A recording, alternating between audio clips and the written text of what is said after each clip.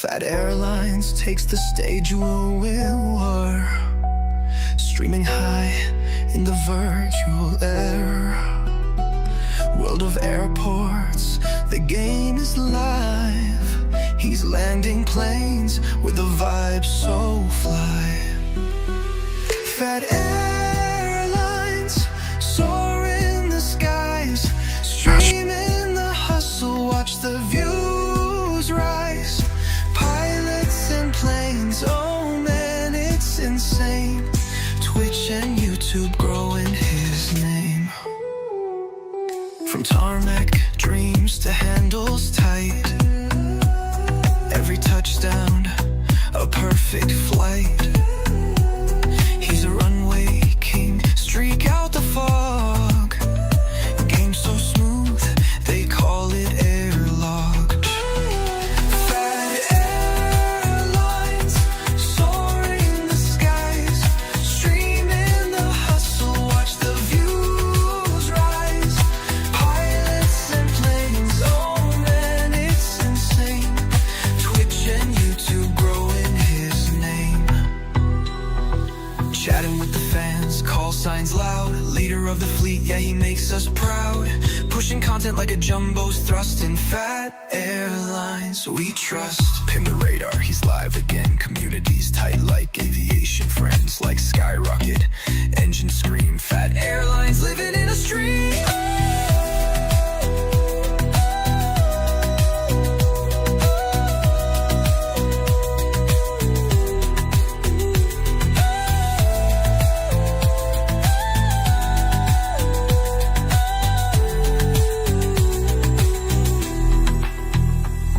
Phat Airlines takes the stage with fair lore, streaming high in the virtual air. World of airports, the game is live. He's landing planes with a vibe so ho.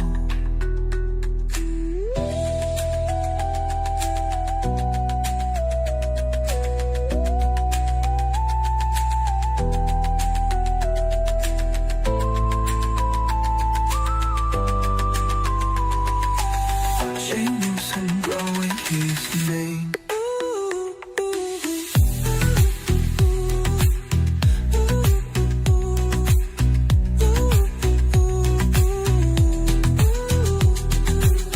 Chatting with the fans, call signs loud.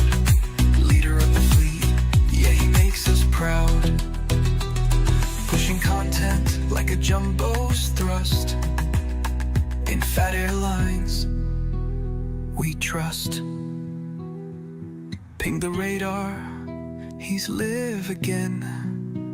Communities tight like aviation. Friends like skyrocket, engine scream. Phat Airlines living in a stream.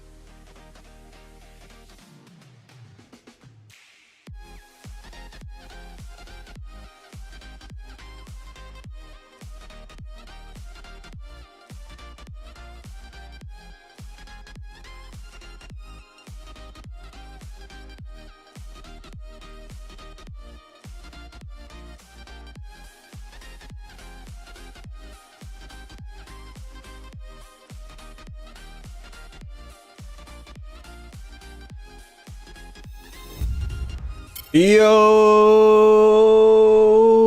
what's up everybody?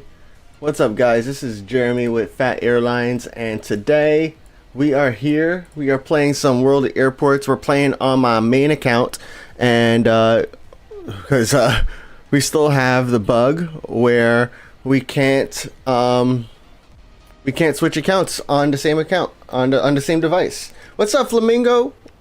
Appreciate that. 11 months, right? 11 months. That's amazing. Thank you so much for the support, all the support, Flamingo. I know you're taking a break, and I still appreciate you being here. That means so much to me. Sloppy, thanks for being first. Raptor was here early. I saw that. What's up, bro?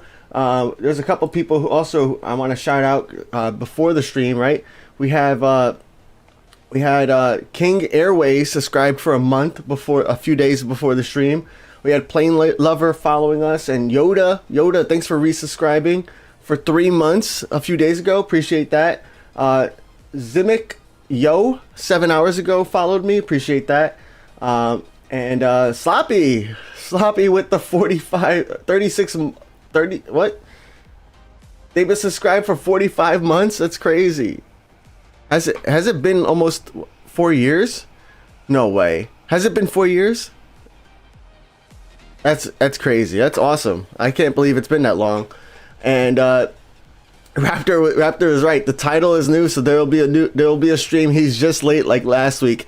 Yeah, sometimes I get caught out speaking with my mom. My mom comes in the morning and she helps like watching the kids while I'm doing the stream, and that way my wife could get some rest too. And yeah, we get caught up talking. Then before I know it, I look at my watch and it's 11:02. My stream's supposed to start at 11, so my bad, everybody. But Raptor, you're spot on. What's up, Hammy? Nice to see you. Holes is here. Yo, Mango Otis, thank you for the follow. Appreciate that. Sammy is here. Who else is here? We got quite a few people. We got Brian Ho. What's up, Brian? We got Martin. Is that how you say it? Martingen? Nay Semic. What's up, bro? Aurora's here. Magickies is here. Sloppy was first. Appreciate that too. TJ Bay is here. Hussein is here. Ultra's here. What's up, Ultra? Seabird Club Legends. What's up, dude? Long time no see, I think. Crotty is here. Yoda's here. Hockey Fan is here. Made to Move is here. Yeah, we got a couple things we're going to talk about today. You know, of course, I'm playing on my main account. Like we said, we have there's a bug going on in World of Airports right now where we are just unable to switch accounts on the same device. And so right now my Phat Empire account, which is my stream only account, is pretty much out of service until it gets fixed. But the good news is that, you know, one of the things that I'm planning for that's going to happen maybe in the later part of this month into April is like a daily stream. A streamathon is what I'm calling it, right? So what that means, that's part of my future stream ideas, by the way, which is another thing we're going to talk about. But yeah, what the streamathon really means is I'm going to be doing one stream every single day for like a month.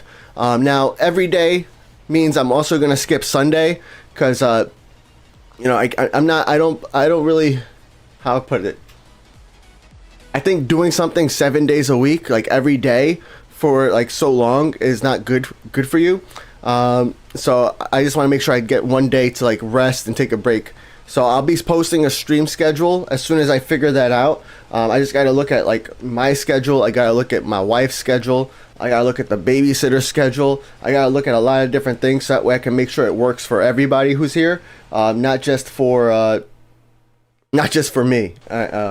And then I'll post the stream schedule on Discord first. I might post it elsewhere too, but it'll definitely be on Discord, so that way those of you who have stream streaks can keep them going if you're able to attend. If not, I completely understand, because I know they're going to be varying times, because we got people here from all over the world, right? We got people from US, from Europe, from Asia, but we don't get a lot of people from Asia right now, or Australia during this time of the stream, because you know it's like 11 p.m. at night. It's like almost midnight, I think, in Hong Kong, right?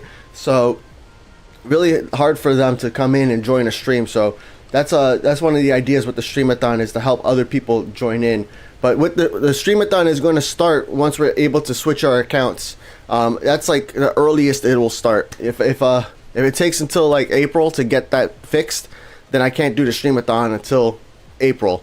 The main idea there is that I'm going to be playing my stream only account, which is going to be great because it's been out of service for a while now. We'll play our stream only account. We will level it up, and we'll play every single day. And I'll pretty much show you guys how playing your game, even just for 30 minutes a day, can help make a lot more progress than playing for 3 hours one day a week. Freeze Man, thank you so much for being here, bro.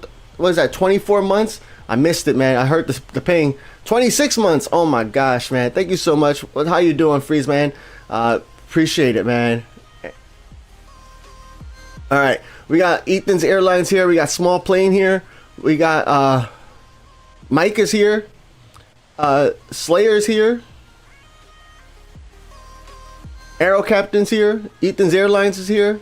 Air Sweetprom is here. Snirk is here. Snirk is here. FR24 Plane Spotter's here. They want a player contract to St. Martin. Their player name is Venomous Airplane 110. I think I don't really send too many. Sometimes I'll send contracts out during streams, but for the most part, I don't really send too many during streams. I think your best bet for anybody, even if you're just watching the replay, is to join the Phat Airlines Discord. We have a contract board there. When I have extra planes ready to go to somebody, that's where I go. I go to the Phat Airlines Discord, and I look through the contract board there, and we look to see who has a plane, or who is requesting a plane to an airport that I'm sending to. But yeah, good luck with St. Martin, bro. Ultra said play the new game later. Yeah, World of Airports came out with a brand new game called World of Airports Scrap It. I made a quick video about it, and it's a pretty interesting game. I saw a lot of your guys' comments on that video, and it sounds like it's a tough game. It gets really tough, especially as you start to unlock more and more levels. So one of the things we're gonna do is I'm gonna add to my to-do list for Phat Airlines is to create guides for World of Airports Scrap It. So World of Airports Scrap It is the brand new game from World of Airports. I'm not gonna play it on stream today. I don't think I am, mainly because well, one here, the way my iPad. Let me see if I can show you guys this. Oh, it got unplugged. Sorry, 1 second. Please hold. The way my iPad is set up, right? The plug is on the bottom here, right? But I don't have a mount for it that allows me to hold the iPad while it's mounted on the bottom. Well, it's plugged in on the bottom. If there was a way for me to flip it upside down, the game doesn't flip upside down, even though my iPad is upside down. So there's only one way to hold my iPad while playing that game. It's such a small thing, but it's affecting whether or not how I can stream with it. So today I probably won't stream with it, but maybe we'll take a look next Saturday. But yeah, it's a pretty cool game. It's a lot of fun. It's offline playable, so I'm looking forward to like being on a plane or somewhere like in a car ride or something, and doing some scrapping. Hammy said you haven't played Bari on your Phat Empire for over a year. Yeah, with the daily streams as well, we're going to be revisiting our old airports as well. So not only are we going to be like playing the main airports, which are like the latest ones. So on Phat Empire, right, we have Innsbruck, Bari, and Prague unlocked, right? So we're working through Prague to unlock IAD. So mainly we've been playing Prague, and we've been skipping Innsbruck and Bari. But during the streamathon, we're going to be doing all three of those airports. Then we also have San Diego unlocked and Muscat. So we stopped playing San Diego because we unlocked Muscat. And we've been playing Muscat so that way we can unlock Leipzig. And then we have LHR and Sydney unlocked as well.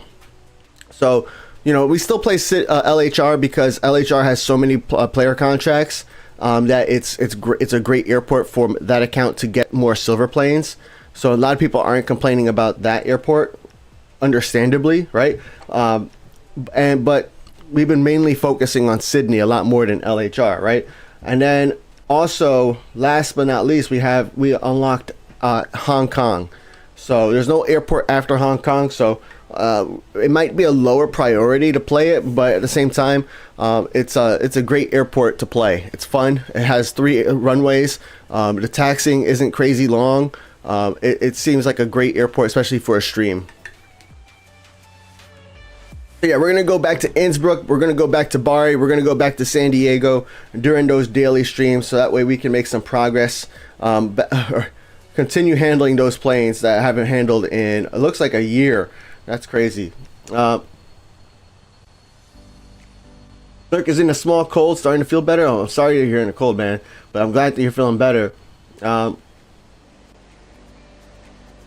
fan said I gotta have a family day too. Yeah, thank you, man. Thanks for the understanding. I know for me, I'll be planning a lot of these streams when the family is already doing things, or during my old work hours, because I'm gonna be on baby bonding leave time from work, because my daughter was born in July, so I get baby bonding leave, and I need to use it before her first birthday. So that's why it's happening now, because we're coming up to July pretty soon. And so essentially, yeah. Yo, Fleeting Negligence just ran a half marathon in an hour and a half. That's awesome, man. Bro, I cannot run. I tried running. Well, okay, let me rewind. When I run, it hurts so hard, so much. It hurts so much. And I get shin splints so bad, and I used to blame it on my weight, right? I was 50 to 55. Actually, yeah, I was 210 pounds. Now I'm 155. So I was like 55 pounds heavier than I am today. So I mean, that's carrying over a quarter of my weight I lost, right? If I'm 200 pounds and I lost 50 pounds, that's a quarter of my weight that I lost. So, or if you want to look at the other way, like I was 33% heavier. Is that right? I think so. Yeah, I was 33% heavier than what I am now. So I'm carrying a lot of extra weight. So I used to blame it on that, but it still hurts when I run. So I think I have either like bad posture, like I'm not striking the ground right, or maybe I need better shoes or something. But I still get shin splints when I run. But the good thing is I can do 1 mile. I did 1 mile straight jogging. I didn't run, but I did 1 mile straight jogging. And it took me like 12 minutes to do a mile. I can't imagine doing 13 miles right now, but eventually, my goal is to do a mile in like 8 minutes or less eventually. My tardiness is excused. Oh, that's the Fleeting. Yeah, his tardiness is excused. He's probably tired as heck. Hussein asks, when is the next update? We don't have any, well, I haven't seen any news as far as like when the next World of Airports update is actually coming out. The last news that we have is from my few latest videos where I did the dev blog video where I talked about the dev blog, but even in that dev blog, they didn't give us any timelines. And then I did a video on, or at the end of that dev blog video, I went into like a separate post where, what happened here? I went into a separate post where Charlie, one of the World of Airports developers, Charlie went in and gave us some insights into what's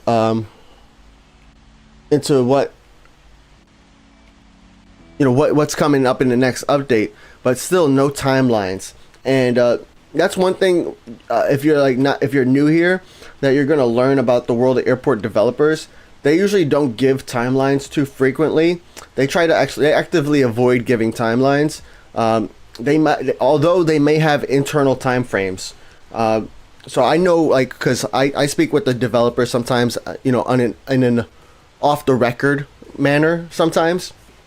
So I know sometimes that they have, they have goals, like we're trying to get this update out, like, by this time, but it's not public, so internally they have these goals, but most of the times they're not sharing it publicly until they're certain that they can meet it. So right now we don't have any timelines right there.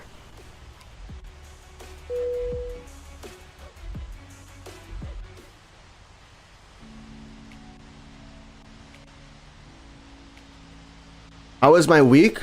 This was a interesting week. This was my last week. where I'm off work from surgery. So essentially, I'm back to work next week, and I enjoyed this week a lot. It's gonna be nice to be at work, but at the same time, it's like it's also nice to like not have to worry about the stress of work as well. It got me motivated to really like focus on like Phat Airlines and some of the other stuff I'm working on these past few weeks, because it's like for me it's like I feel like I need to be doing something. I can't just not be doing anything. So I couldn't work out, so I just walked a lot, right? So I got like 10,000 steps every single day.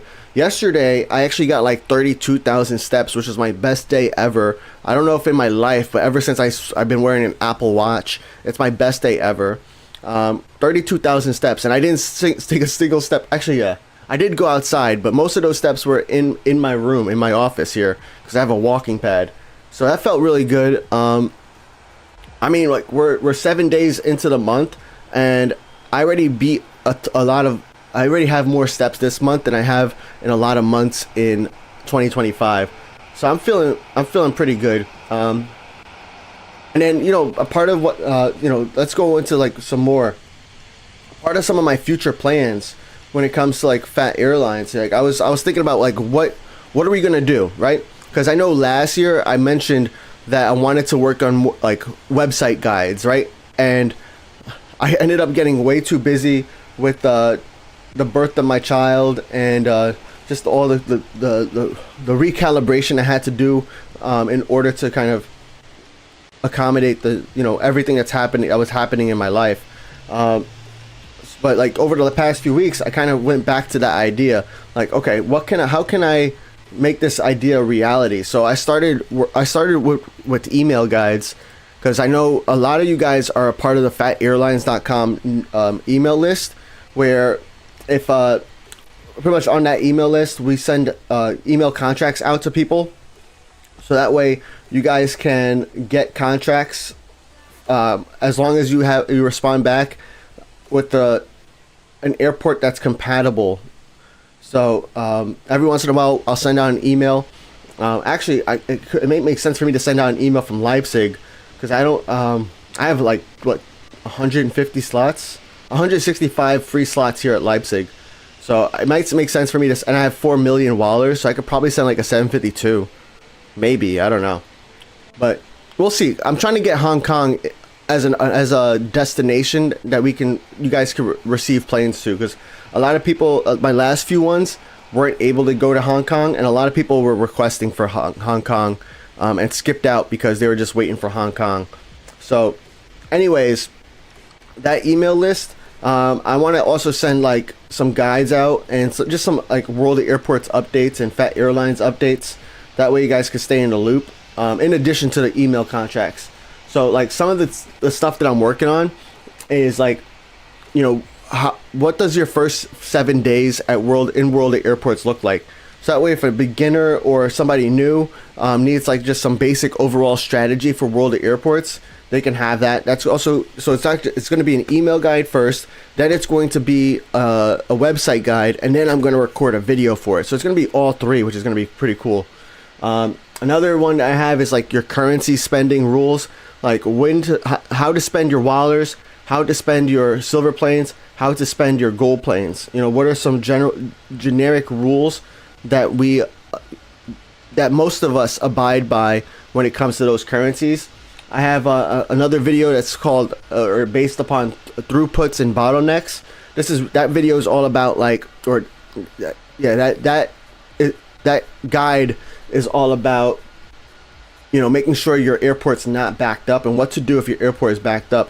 Like for example, here at Leipzig, you're gonna see this airport is gonna get backed up. I mean, right here, it's starting to get backed up already. We have a bunch of planes waiting to land, right? And eventually what's going to happen is this queue is going to get so long, and it's going to reach this point right here, and that's going to cause planes that are landing to not be able to get to their gate, therefore blocking me from really being able to efficiently handle planes back to back. So just that's like one of the things that I talk about in that guide. I have a stand and gate strategy that you can utilize as one of my other guides. So all four of those guides that I talked about just now, are already complete. I already completed writing them, so now I just gotta, you know, format it for the website and then make a video for it, and then we're good to go. So I'm making some progress, which is pretty exciting. We're gonna have a lot of guides out this year. Another guide that's complete is Contracts 101. A lot of people, you know, have questions about contracts, you know, how to do player contracts or when to do player contracts, and when not to do player contracts. So that guide is going to be all about player contracts and non-player contracts. Some people call it AI contracts. I call it non-player contracts. And then the next guide I have is about fleet planning. Originally, it's supposed to be about fleet planning per airport. You know, like, hey, what airplane should I buy at Bari? What airplane should I buy at Innsbruck?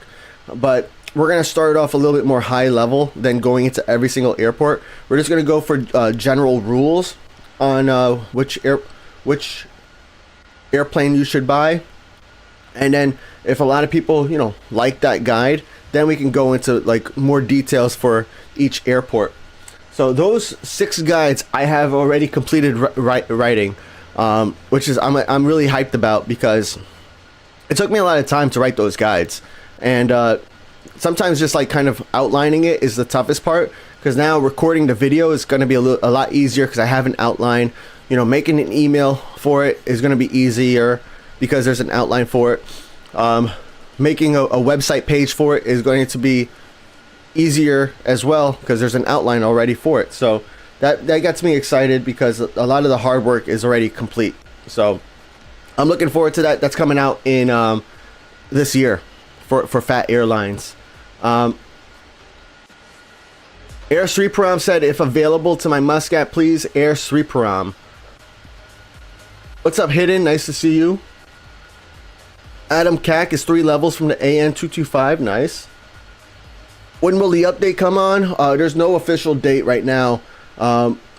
Nothing that has been shared publicly, which is not a surprise. I mean, sometimes we might just see the update come in unannounced. That has happened sometimes, and other times we might just get a quick announcement date, or they'll tell us like it's been submitted to like Google and Apple. But it's not surprising that we don't have a timeline. The developers, they have their timelines, but sometimes they'll let it be known to all, like publicly, and other times they don't let it. They don't tell us publicly. Right now, we don't know. What's up, Jaco? What's up, Cats? All right, so that's my, you know, oh, and let me talk about the other guides that I'm writing. That the other guides that I'm writing that I haven't started yet, though. So I have guides that I'm working on, but I haven't started it yet. So one of the guides that I am working on, but I haven't started yet, is the scheduling system basics. That one is one that I'm having a hard time with, mainly because I don't use the scheduling system enough to really like. There's a lot of issues I have with the scheduling system. You know, the scheduling system is right down here in the world of airports, and I have a few issues with the scheduling system. Like, one of the issues I have is that we can't modify the stand sizes once there's a schedule on there. One of my major issues I have with the scheduling feature, but there's a few issues I have with it, which essentially prevent me from using it all the time, and which is also preventing me from writing a full-fledged guide on it. So that's one of the guides that I'm kind of pushing off for the future. Another guide that I'm working on is how to optimize your services, your equipment, right? So, you know, essentially, like when you're in a brand new airport, the equipment that you have really matters a lot. So in that guide, I'm going to talk about how, you know, you want to prioritize having boarding and fuel, and maybe even cleaning and baggage, because those services, boarding and cleaning especially, cleaning's used for like every single plane, and cleaning is usually like a pretty long time depending upon the plane size. So that guide is going to go into that. I have a progression milestone guide that's in the works as well, or in the planning phase. For that one, it's all about like what should you do, like what should you do once you finish an airport, right? Once you unlock the next airport, do you go on to the next airport? Do you abandon that old airport like I did on Phat Empire, or what is the best course of action for you to do in that airport? So that's what that guide's about. I have a free-to-play progression strategy, which is cool. I have also common problems and fixes. So those are all on my guide to-do list. And then I have a few other video ideas too that I have saved, like more about like some videos that are about getting gold planes. Let's see here. I'm gonna go through my ideas here. And by the way, if there's any ideas that you want to see as well, I mean, now I'm like 10 minutes behind in chat, but you can post it in chat, and I'll save some of those ideas. But like I have so like one of my like some of my video ideas is like I have a challenge, like how to put this.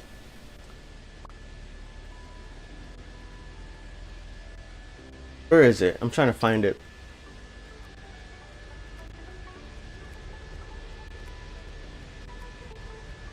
Where is it?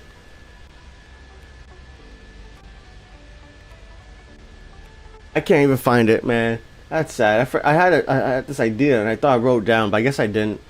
But I had this challenge that that I wanted to do with a brand new account, but I guess I'm gonna have to find the idea and I'll talk about it again in the future. But like, I'm gonna talk about like gold plane stuff, like how to more ways about to get like free gold planes, especially when it comes to airport progression. I'll talk about that. What airports are the best premium passes to unlock, because that way you get more silver planes and also gold planes from it. And even the airplanes that you get with the contracts and the destinations that you could send it to, which ones are going to be the most efficient. So that's one of my videos I have.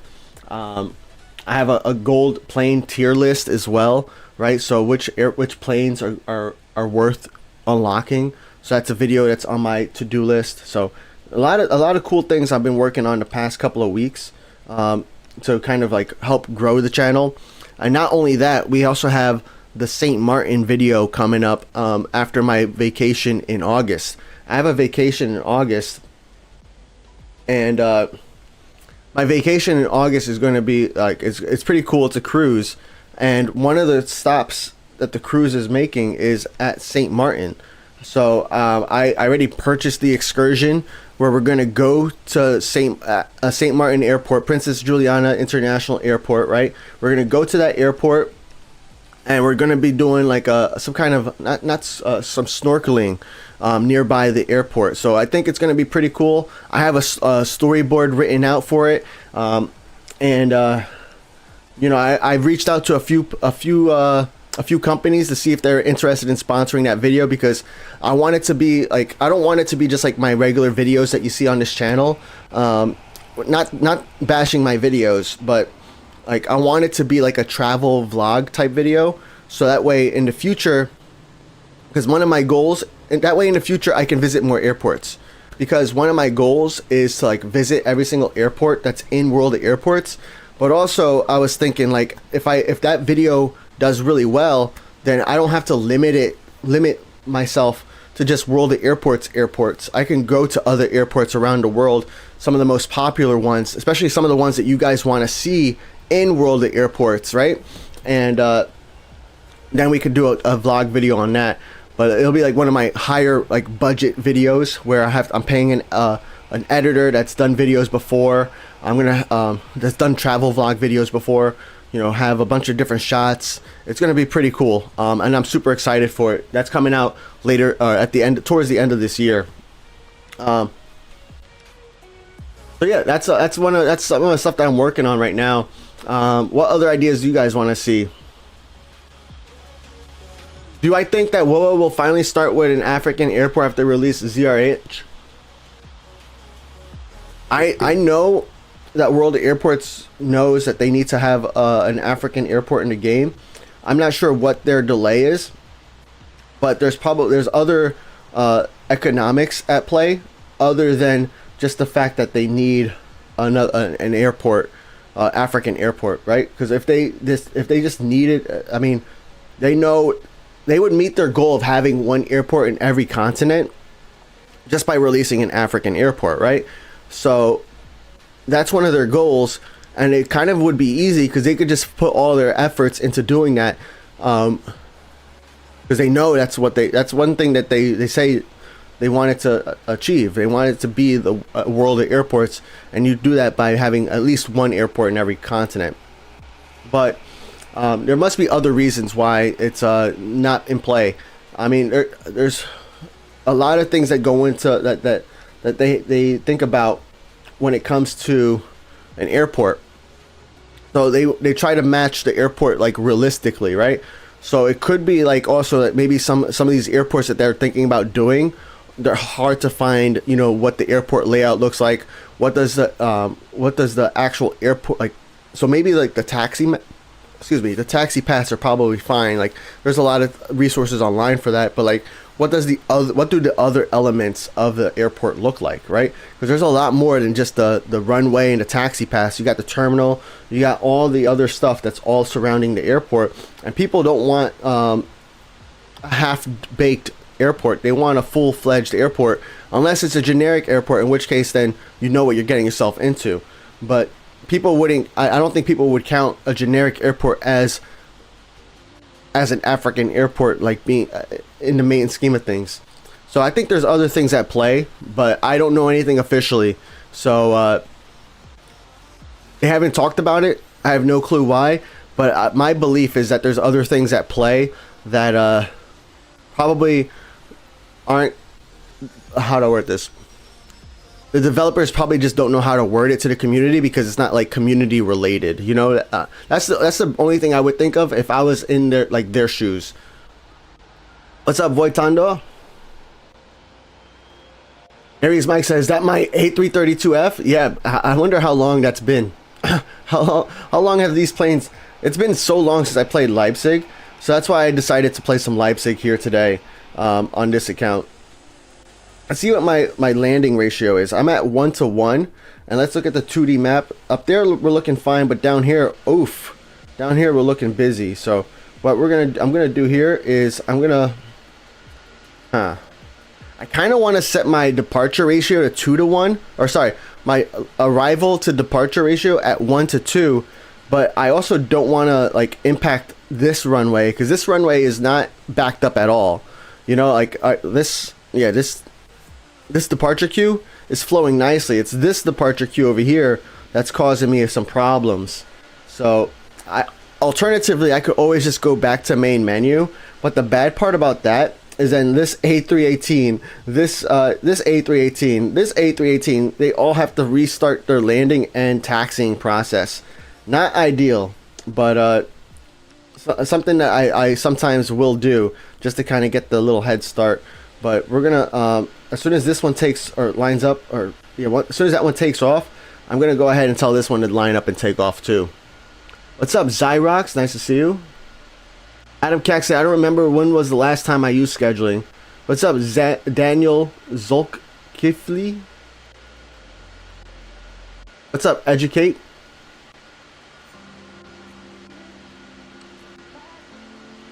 Aries Mike said I should have done those 2 D planes at Innsbruck. Apparently, the Innsbruck remodel is getting some more D stands. I don't know what that looks like or what that would, where the D stands are, but I hear that they're going to be able to handle more 752s potentially at Innsbruck. So that could be a good thing. I'm not sure if it's just 752s or other D planes, right? I don't know how that works, but that would be really huge at Innsbruck. Because, like, one, especially for new players coming into Innsbruck, having access to more D planes will help the leveling up process, right? Because the D planes will give you more silver planes and more XP and more wallers, so it's just better overall. But right now, there's like only one stand at Innsbruck that can handle D planes, and it handles both cargo and passenger, so it can really stink. Made to move. I'm not sure if I said hi to you, but what's up, bro? Jabari, what's good? Eclipse, what's good? Yeah, guys, actually, since we got this A124, I'm gonna do a giveaway on Phat Airlines Discord, ! Discord if you're not on the Discord. But this giveaway is not gonna finish during this stream. It's gonna finish after the stream. But it's an A124. Oh, I can't do it in A124 yet. Sad. Hidden, is there a way for you to add that and maybe ping me on Discord directly so I could do a A124 giveaway? If not, no worries, man. But because I could do it after the stream. But what we'll do is I want to do a giveaway for this A124 on the Discord. I think the person who I had this being sent to is quitting the game or taking a long break from the game, so they canceled the contract, or the contract was complete and they just didn't renew it. But ultimately, yeah, I'm gonna do a giveaway for this A124 on the Phat Airlines Discord. Let me see if I can show you guys what the Discord looks like, because we got to go into player news too. Let me just extend these tower managers a little bit. Not that the tower managers work when the screen is not in front. They do not work when the screen is not in front. But all right, please hold for a second, because Discord's not opening and I don't want to accidentally dox myself. So we are hiding my screen. Yep, good thing I did that. We're gonna bring up Discord now. Here we go. Oh, you guys see it on YouTube though. Oops, I blur it on YouTube. There we go. So all right, what we got here is oh, this is my news post, right? So I pinged myself my news post. We don't got many I didn't have any links today for us to share about World of Airports news. But if you go into the Phat Airlines Discord, we have a bunch of different channels here. And under the contracts, the WOA contracts channel, we have the contract board. Contract board is great. That's where you want to, post if you're looking for contracts, and keep your posts active. Like, look, on 702 posts, Fleeting is engaged. He's active. He's playing, and it's always a good idea to, at the bottom, share what your work, like, keep your post active. But then also on the top, how do we go back to the top? On the top, keep your main posts updated so that way people know, like, if they can't read your 700 discussion points, they know what airports you're playing. Keep your tags updated, what kind of planes you're looking for, what airports you're looking for, and that'll help you with getting some contracts as well. But I wanted to come in here to show you guys the contracts, right? So we have this plane contract giveaway. Looks like we don't have any active contracts going on right now, so let me fix that, because I'll do a Concorde giveaway as well. We're gonna do Concorde from which airport? BKK. We'll do a Concorde from BKK, just so you guys can see an active contract in play here. I'm gonna do one winner. All right, so we have this contract giveaway channel, which is like a feed of all the contracts that are ongoing right now, right? So right now you can see all these contracts have ended. There's nothing on here that looks like it's ongoing, except for the one I just added. So I'm giving away a contract with a Concorde to a special airport of your choice. You can click the link there and you can enter the giveaway. So this we have different channels. We have the giveaway S plane, M plane, L plane, X plane, and special plane. So Concorde's A124, A225, and the A3ST, A3ST, the Beluga, are all going to be in the special plane channel. And then X planes are going to be the F planes. L planes are typically going to be the D and the E planes. M planes are going to be the C planes, and S planes are going to be A and B planes, right? So everybody has access to this, and all you got to do is hit that enter giveaway button, and everybody who's entered into this giveaway has an equal chance at winning this contract, which is one thing I love, because sometimes as a new player, or even as an existing player, but sometimes as a new player especially, it can be hard to find a contract because people don't know you, right? So this is one way for you to actively get a contract with somebody who's a VIP, because only VIPs can start the giveaways. And what that means, a VIP typically is somebody who's active in the server, who is a subscriber on Twitch, a member on YouTube. So essentially, they in general they tend to play World of Airports a lot more. But yeah, that's the giveaway. You hit enter giveaway, and then when this is over, when this giveaway is over, a new thread is going to open up with a private conversation between you, between the giveaway host, which is me in this case, and the winners. In which case, this is only one winner, so it's one winner. So it's just a thread with just two people in there. So really cool. Check it out. Usually there's a lot more giveaways happening at once. Like, look, there we go. Sammy has a giveaway going on now that ends in 2 hours. So pretty much by the end of this stream, this giveaway will be over. So if you're on the stream now, join that giveaway. And yeah, that's the giveaway channel. Now we also have the player news channel.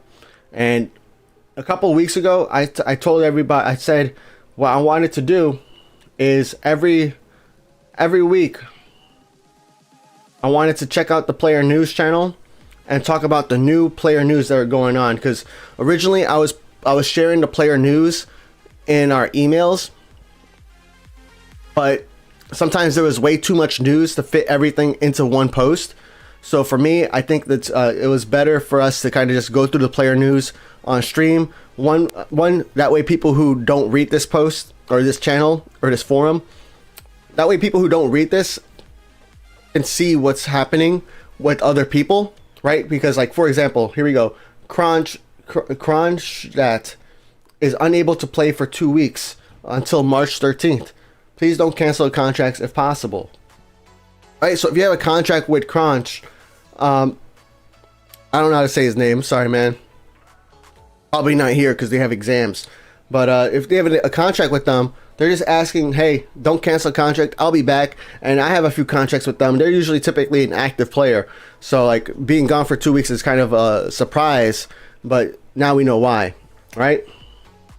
Nice. We got the A124 contract giveaway. So I'll do that giveaway as well. That one's going to be for 24 hours. That's just for you guys who are here on stream today. So we got Airport Leipzig. I'm going to show you guys. Ready? We got the plane contract giveaway channel. So right now I'm doing the A124. We're going to do for 1 day and one winner because I only have one of those planes. So you'll see here, we're also giving away a contract with an A124 to a suitable airport of your choice. So we got the Concorde giveaway that's happening for 3 days. So if you're after the stream, you can join that one because that one will finish maybe like I think a Monday is 3 days. And then if you're here on the stream today or you're watching the stream today on Saturday and before, you know, let's say 12, almost noon Eastern time on Sunday, you can enter this giveaway for the A124. Leipzig is not one of my main airports, but it is a really fun airport to play in my opinion, especially once you start to get more handling crew. So this is like one of the airports that sometimes I'll kind of land planes before like overnight, or when I'm not playing, I'll have the planes land on their own because there is a lot of taxi time. And then this happens too, where the airport just gets backed up. Like over here, you got this plane that's taxiing to stand and it can't get to the stand. You have all these planes are all, well, these are planes are taxiing to the runway, taxiing to stand. So you got a bunch of planes that are like trying to get to their stands, but they can't because there's a bunch of planes waiting for takeoff. So that's one of the problems here at Leipzig, in addition to the handling crew problem.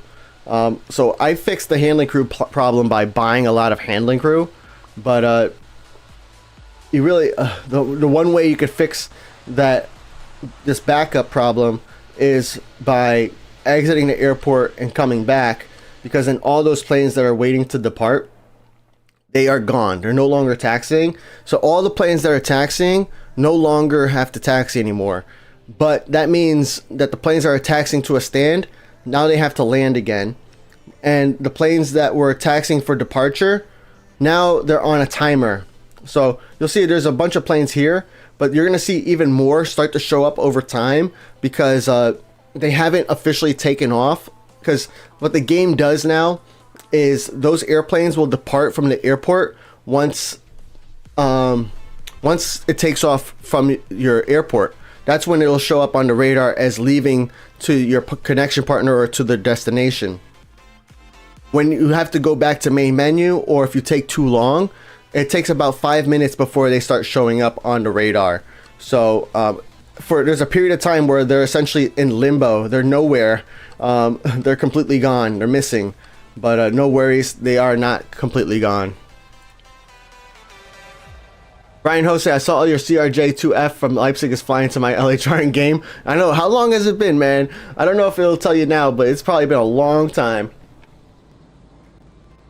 Pat said they said more 752s, but not more other planes. Maybe a 752 exclusive gate. That would be pretty interesting, right? Because that is something they said. They said 752s, but they didn't say D planes, which got me thinking. That's why I didn't just say we're gonna have more D planes. By the way, we're talking about Innsbruck again. So just to rewind a little bit, Innsbruck is getting a remodel, right? And they're getting more. Well, one thing that they mentioned, or that was mentioned, is that we're going to be able to handle more 752s at Innsbruck, but they didn't necessarily say that we're going to get more D plane stands, right? Because a 752 is a D plane, but it doesn't mean, like, they didn't say we're going to get more D plane stands. So is it a new feature that we're going to have more D planes, or is a new feature being worked where they can have like specific planes still be able to fit at a certain gate? I don't know, but I thought the wording was kind of interesting. Hammy said, I thought you wanted to do a purge stream. I was thinking about it, but I kind of then I thought also about all the people who can't log into their account. And I thought it would be kind of a bad form to start canceling contracts while people can't switch their accounts. So yeah, I was like, as much as I want to cancel some of these contracts, because like if we go into my active contracts here, I mean, like, granted, I could probably cancel this contract 580 days. This guy is not coming back, right? Or it's been a while. It's been like almost 2 years. Like this plane hasn't come back in a while, and that's not an account problem, right? But like some of these people, you know, they haven't had an opportunity to like log in and play their account, or you know, their second account or whatever it is. So I felt like after thinking about it, like it'd be kind of bad form. Look at this one, 3 years, man. I didn't even know that the timer could go up that high. I'm going to keep this one just to see what happens when it goes over 1,000. That is 2 weeks of potential no gameplay, not more. I know, but it's the... I also want to give people a heads up, like maybe like a week heads up, that we're going to be deleting contracts. So maybe next week we could do that. I don't know. And maybe we set it to like 180 days. So like this account with 145 days wouldn't get deleted, or the contract wouldn't get deleted, but like this one with 489 would get deleted. Because I mean, I'm gonna go to Leipzig. No, I'm in Leipzig. I wanted to go to LHR, but at LHR I almost have 2,000 contract capacity, but I have like 1,960 contract capacity, right?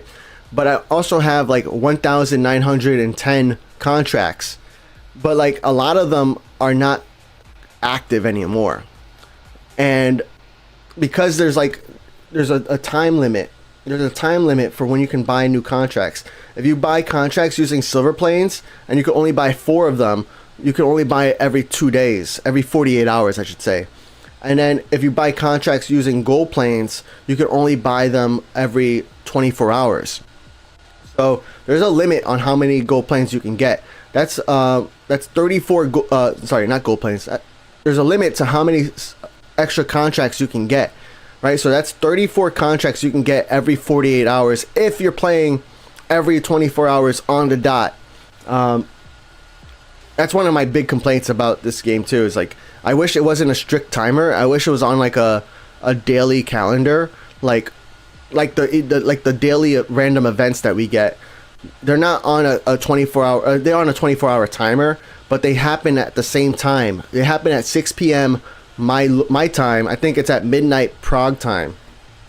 So I wish that the timers worked on a daily or weekly schedule instead of a 24-hour or 158 hours, whatever 1 week is schedule. But yeah, I think this will be my official heads up that if you have a contract to my main account, the Thephatrican, if you have a contract to my main account on the Thephatrican, and we have a contract that hasn't been handled in 180 days or more by next Saturday, I'm canceling that contract. So what you want to do is you want to play some World of Airports this next week and just go through your airports, click on your contract menu, click on active here, and look for my name. Look for my name on this list and see when's the last time the plane has been handled. Actually, that wouldn't work, huh? Nah, I guess it wouldn't work because if it's waiting for landing, it's going to just say ready to land. So I have no clue how long Renowned Spectacle has been waiting for their SF-34. So I guess you just got to play the game this week. Play the game this week. Make sure you heart my planes or something. Get them landed if you want to keep those contracts. Because typically I don't really mind if you don't play every single day. I don't. It doesn't bother me if I don't get your planes every single day. It doesn't bother me if I don't get your planes every single week. But there has to be a cutoff where at a certain point, it's like I need to open that slot so that way I can play with other people who are still playing the game or playing that airport, right? Because just because you're not playing that one airport doesn't mean you stop playing the game. It just means you're not playing that airport. So there could be people here. I think Fleeting Negligence. You made a player news post. Speaking of player news, I think Fleeting made a player news post about something that's similar that I want to talk about here. Going into Fleeting Negligence, right? Yeah, closing airports, right? So Fleeting is closing SCL, right? And so if 180 days from now, if I have a contract with Fleeting Negligence to their SCL, that doesn't mean that Fleeting Negligence isn't an active player. It just means they're not playing SCL. So let's read this post. Fleeting is closing SCL starting today, which was yesterday. I don't know. I should have looked at the date. Anyways, doesn't matter. Oh yeah, it says right here, yesterday. They've handled the airport once a week for over a month to get most contracts done. The contracts that are still active can be canceled. They're reducing flights to Bari because when ZHR comes out, I will make Zurich my European hub instead of Bari. Contracts can be redirected to Muscat, Hong Kong, and later on Zurich. These airports are still open: IAD, Hong Kong, and Muscat. All three of these airports are handled 4 to 5 times per week, and Leipzig is fleet only from now on because I can't handle it often enough. Contracts can be redirected to HKG, Muscat, and later on Hong Kong. My goal is to have only my fleet planes on player contracts and some contracts from other players from Hong Kong, and sending out my fleet planes on random arrivals. This is a big change. The only way I can guarantee the airports I play will be handled more than 3 times per week. So yeah, perfect example of why sometimes just because somebody doesn't play an airport doesn't mean they're not an active player. It just means they're not active in that airport. So just something for us to think about. And that this will be like my official notice now. I'm gonna make a short video out of it too, so that way you guys know that next Saturday we're gonna be removing some old contracts.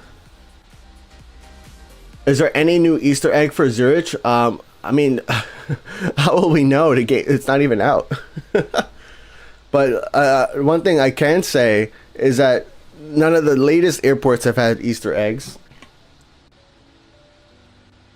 or at least none any of us have found. How do I send you player contracts from you to me on the account that you play? So there are anybody can send me an account or a contract request to my main account, which is the Thephatrican, Thephatrican. That's my main account, and I play a couple of airports every single day, right? Daily. So that's LHR, IAD, BKK, and HKG. Those 4 airports I tend to play every single day. The other airports I don't play as often, but like Muscat is one of the airports that I play a little bit more frequently than like Bari and Innsbruck, for example. So yeah, anybody can send me a contract to that account. It's open to everybody to send me to send me a request, and I pretty much always accept them. But that's part of the reason why I'm doing the purge stream next Saturday, because I'm running out of contract capacity, and I want to make sure I'm playing with active players, right? So that what's going to end up happening, because I'm not just purging contracts from other people to me, like active contracts to me, I'm also going to be going into my fleet here and looking at which planes haven't been handled in a while. So like the good news here, look, all right, here's one with Gaming Nerd 76 at Innsbruck for 379 days. So that's a contract that I can cancel. I'll cancel it next week, and we can get that redirected to somebody else. So most likely what's going to end up happening next week is you're going to see a lot of planes on giveaways on our Phat Airlines Discord. We're going to do a lot of planes on our contract giveaways, so that way we can redirect those planes to other players and get some activity going. All right, let's go further into player news. Player news, where are you? Back to the bottom here. All right, so 999 is posting their updates to their silver planes. So currently they have 1.5 million silver planes. Nice, congrats. Darius Pilot was sick. That was 5 days ago. So hopefully you're feeling better, man. We got Blue Way Airways is reopening Bari and Prague. They're reopening Bari and Prague to prep for Zurich whenever it comes out. They're primarily focusing on purchasing B and C planes to be connected with Zurich. They're also expanding IAD with the addition of new C and E planes to further assist with Zurich. Nice. Please note, I won't be playing Bari and Prague much until Zurich releases, and they are continuing to focus on IAD and Nagoya to unlock San Diego to continue my North American growth. The Blue Way Airways empire continues to expand, and with this announcement, Europe will be further connected and more so ever than before. Nice, that's cool. I love to see that people are thinking. That's like a cool thing about new airports in the game, is that it re-energizes some of the older airports too. All right, Adam Cack reached 400k silver planes. Nice, congratulations, bro. Air Global maxed out Leipzig. Nice. They completed Leipzig airport, and it would have been possible without the support of my contract partners. So whoever had contracts to their Leipzig, thanks a lot. Nice. And they said here, existing contracts will be completed. We have Aviator, who's back to Hong Kong. Recently I have problems with my device. I had lines on the screen and often touched a random place on the screen, making it impossible to see and to play the game. The problem has been resolved now. I'm back to playing. Bro, those kind of issues are the worst. I'm glad to hear you got that fixed. We have Foxtrot Airlines. They're handing out planes at Nagoya since they got the premium pass. They got a lot of free planes waiting for contract partners. I gave planes from B to E size. Renewals possible after finished contracts. So they're gone now, these CRJ2s, but they might have other planes. But hey, if you're looking for a contract partner at Nagoya, maybe Foxtrot could be your person. We got Pueller. Pueller got way too many contracts at St. Martin, so I'm demoting this airport from daily to multiple per week. No changes with Nagoya and Hong Kong. Yeah, St. Martin can get tough. I'm surprised you were playing it daily. GoNav is closing San Diego because they got Muscat. So see you in the next airport. Nice, congratulations. Muscat is a fun airport too. I really like Muscat. All right, unused status is back to playing daily again. Nice, welcome back, man. We got Maytas Caker 235 is announcing their return to crawling back to WoA. It's announcing the return to WoA. They took a break. It was much needed, and they're refreshed. They're slowly getting back by playing only LHR for the time being. Not sure if they're going to return to IAD all at once or at all. It could even just be for the weekends. They're still busy, so they can't guarantee daily handling. It's not their goal either, because that'll reduce the enjoyment of the game. So they're just going to play as they can, it sounds like. Don't expect much of me, but either way, you're welcome to help build up my LHR. Maybe I'll send you something back. Not that this is the contract board. Good to be back. Welcome back, Caker. I've been seeing you here in the chat too, so that's pretty cool. What else we got? We got GoNav. All right, that's not a player news post.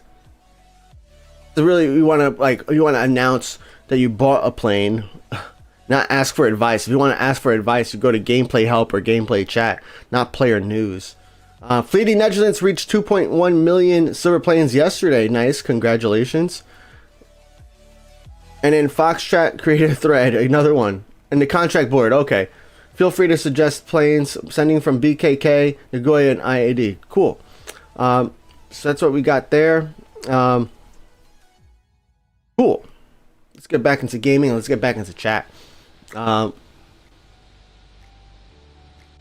Jav says scrap it is too hard. It's got to think. It's like a game that makes you think, man. You got to think about like where you're gonna put a plane, and sometimes like some of these airports and scrap it means you don't have to. How to put it? Some of these airports, like you're gonna fail the first time, but now you know what the level stays the same, right? So now you know that after like that a certain shape, you're gonna get like the large plane. So now you know, like you can kind of plan ahead because you know what's coming like 3 planes from now, and you know where to put like certain planes at. So use that knowledge of playing that level already to your advantage. We're going to make some guides though for Scrap It. I just got to play it, and I've been focused more on creating my guides for World of Airports, the main game, because that's something I've been wanting to do for a while, almost a year, and I finally making some progress on it. QJ said, I found one from you in St. Martin, 200 plus days installed at your side. Yeah, St. Martin is tough, bro. I have like 300 contracts there, and I could play for like 2 hours at St. Martin, and I think only like 100 planes get handled. It's a slow airport.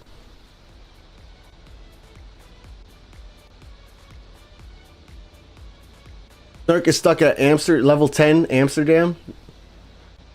That one is not too tough for me, but I could see how it could get you stuck. It could get you stuck.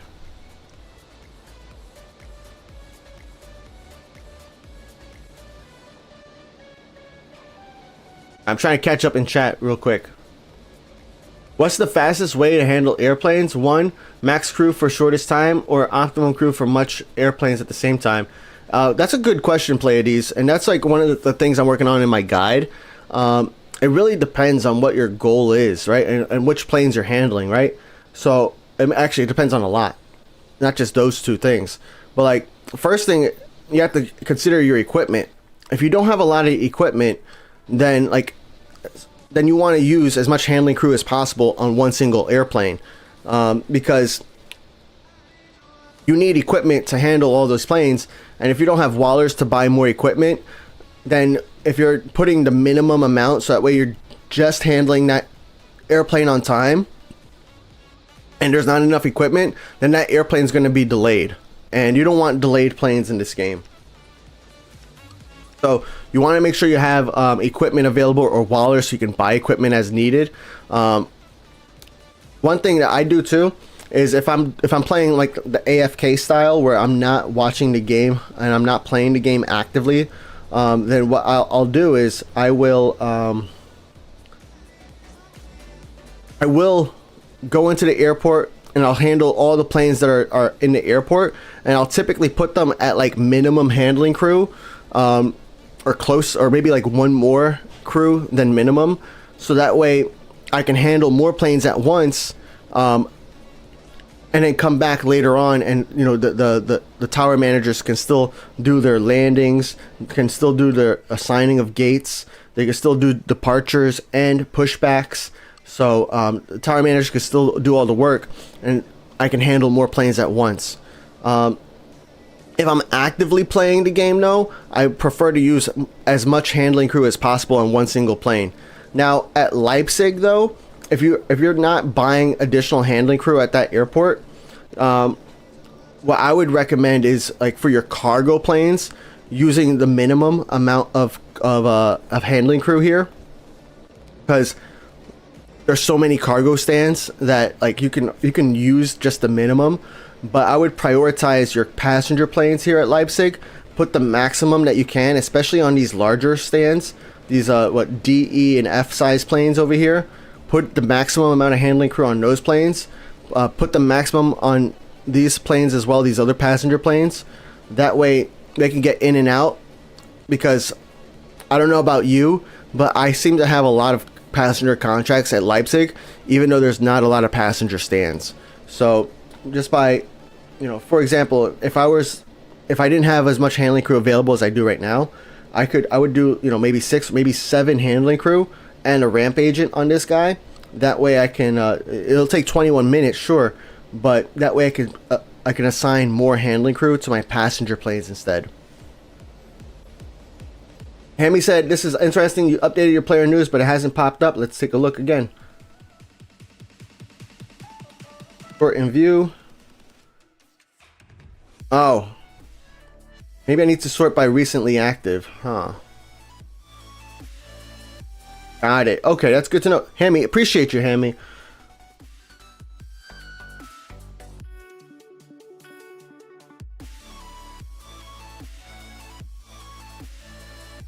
Because the way I have it sorted before was date posted, right? So new threads were the ones that I was reading. I wasn't reading recently active, because sometimes the recently active are like people just making a additional post, like here, like good luck, So all right, Hammy, let's read Hammy's update, because Hammy's another, Hammy's a mod here, but Hammy's also another active player. So let's read their update. Another update for my frequently played airports. I'm slowly winding down BKK. So what does that mean for my contract partners? The 21st of March is the proposed last day of operations at BKK. So they're not accepting any contracts or renewals at BKK, not renewing any contracts from BKK either. I will complete all existing contracts to and from my BKK. Oh, nice. Understandable. I mean, I'm kind of thinking the same thing. Having 4 daily airports is kind of tough. Especially with the amount of planes that I have waiting for arrival at LHR and some of these other airports, that I'm thinking about, like, kind of shutting down or changing my promise from daily to 3 times per week instead, or something. Holes asks, when does World of Airports have a new update? There's no date right now that we have for a World of Airports update right now. We do know that, like, the next airport is going to be Zurich, but the next airport is not going to be in the next World of Airports update.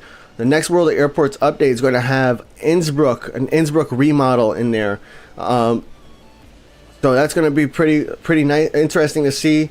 It'll be nice for a couple of days probably, and there's probably going to be some new planes as well.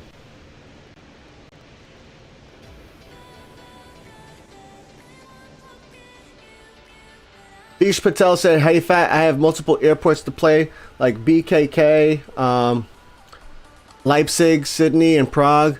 I love playing Bangkok the most. Can you suggest some tips to manage the other airports so that all my airports grow together?" I mean, typically when you're playing multiple airports like that, what I'll do is, like, when the airport gets slow,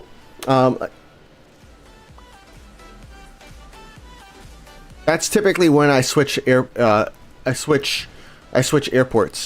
So when an airport starts to get slow, and, like, essentially when I look at the amount of planes waiting to land, and it's like 10, 20, 30, depends on, like, which airport you're at. Like BKK, if you're, like, at 20, and it's mostly non-player arrivals, I typically switch airports at that time. at Leipzig, Leipzig is going to be slow airport as it is because you're spending a lot of time waiting for taxiing, and then you also get backed up from departures waiting to leave. So that could be a bottleneck for you.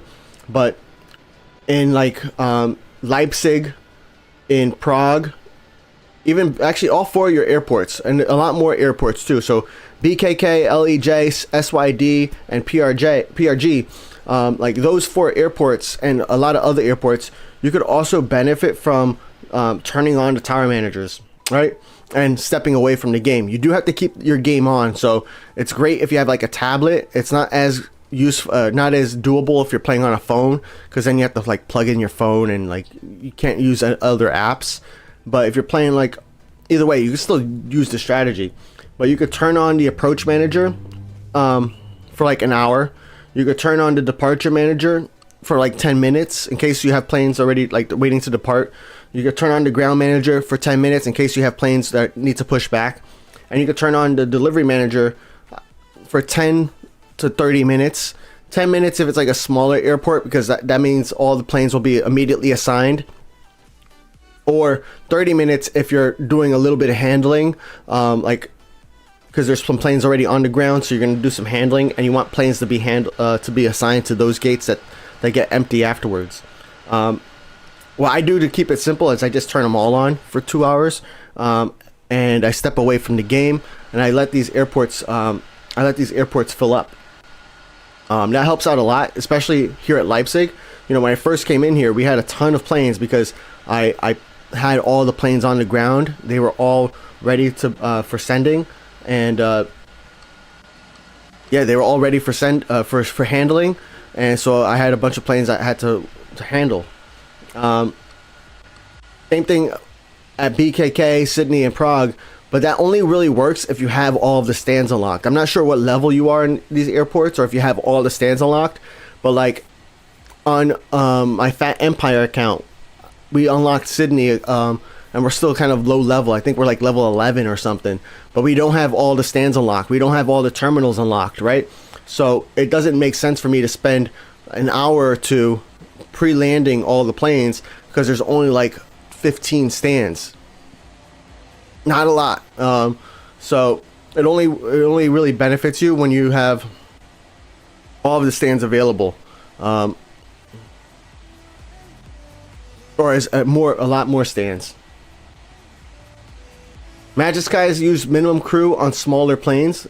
That makes sense too. The problem I have sometimes with using minimum crew is that like you still have to kind of pay a little bit of attention, because like if you're using minimum crew, then you're also using a lot more equipment, because then the equipment that you have been used. So let's say right here, right? If we look over here, I'm using minimum crew. I'm using 4 crew. This would take a minute and a half, for deboarding, a minute and a half for baggage, 40 seconds for fueling, almost 4 minutes for cleaning, right? Versus if I did max crew, I save 30 seconds on boarding. I save 30 seconds on baggage. I save 10 seconds on fuel, but I save like 2 minutes or a minute and a half, a minute 15 on cleaning, right? So all those things, like, because you're going to take longer on handling that plane, those services, that equipment is in use for longer, you might need to buy more equipment so that you could handle all of them at once.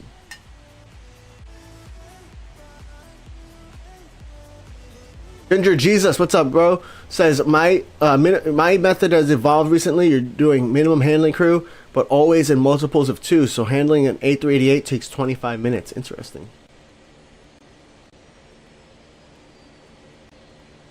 UJ said unknown what's exact in the next update. Well, we know Innsbruck is going to be in the next update. That's Innsbruck remodel is going to be in the next update. So that is known.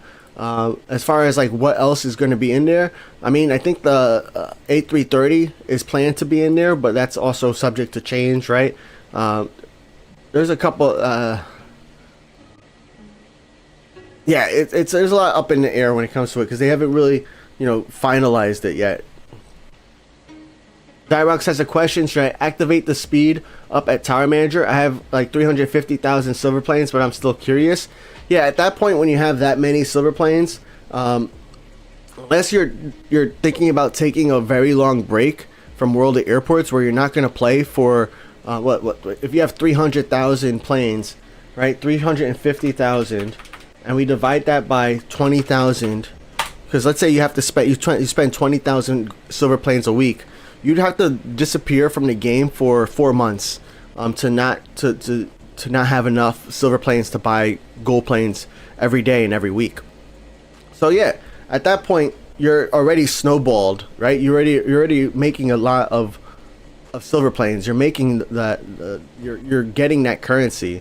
So I would say go ahead and do the maximum speed. Now,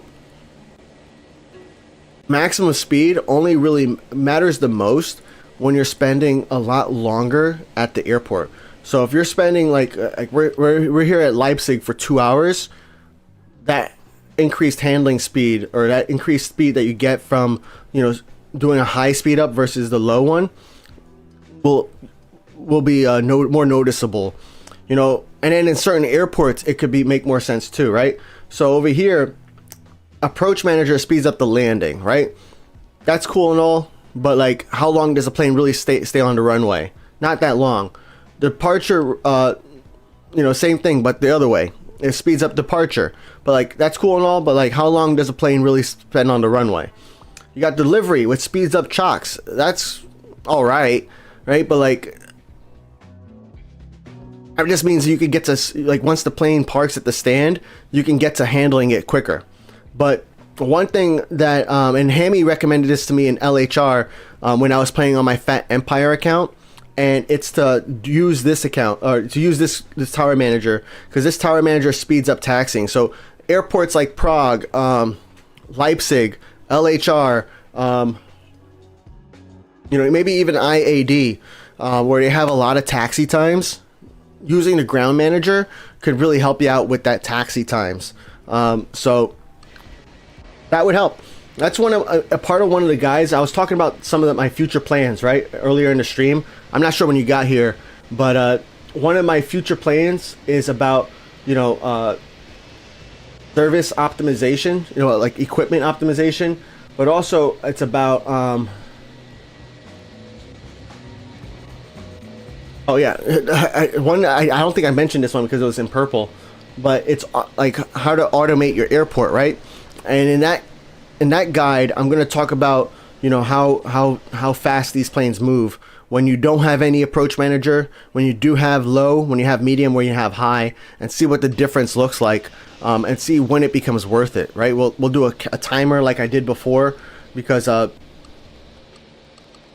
yeah. Now, is it worth it when you have 350,000 silver planes? I would just say, yeah, go for it, man. What else are you spending your silver planes on? And I mean, when you have that many silver planes, you're definitely buying the gold planes every week, right? Everybody needs to be buying the 10 gold planes every single week, or as often as you can. That's the first thing that you should be buying with your silver planes. When you have 10,000 silver planes, you need to instantly buy that, okay? And then only some people should be buying the 1 gold plane. I would say once you pass like 30,000 silver planes in your account, then you can reliably purchase the 1. But ultimately, I think what the math is, let me do the math real quick. The math is, if you could get 20,500 silver planes per week, then you are good to buy the 10 gold planes and the 1 gold plane every single week, every single day. Now, another thing you could spend with your silver planes is contract capacity, which is after like 100,000, or even like 100, after 100,000, you got like a 5-week buffer at that point. You could start to afford buying more contract capacity in the airports that you play the most at, and that's going to be good too, because the thing with contract capacity is you're adding more planes that you're handling, which also help you get more silver planes, because one of the rewards for handling a contract plane is silver planes, right? So that's going to help you get more silver planes as well. So yeah, that's one of the guides I'm working on. Magic Sky said, I don't have an issue with equipment, have Max at all airports. Nice. I should probably just go ahead and buy Max. They make it so easy now too, right? Oh, it looks like I have Max there. Oh, do I have Max here? Let's go. Oh, I don't have Max Ambulift. They make it so easy now to just buy Max too. So it's like, one thing too, I just noticed and I just thought of this. Like, we can buy 33 Ambulifts at once. But why is it that we're capped out for buying fleet to 10?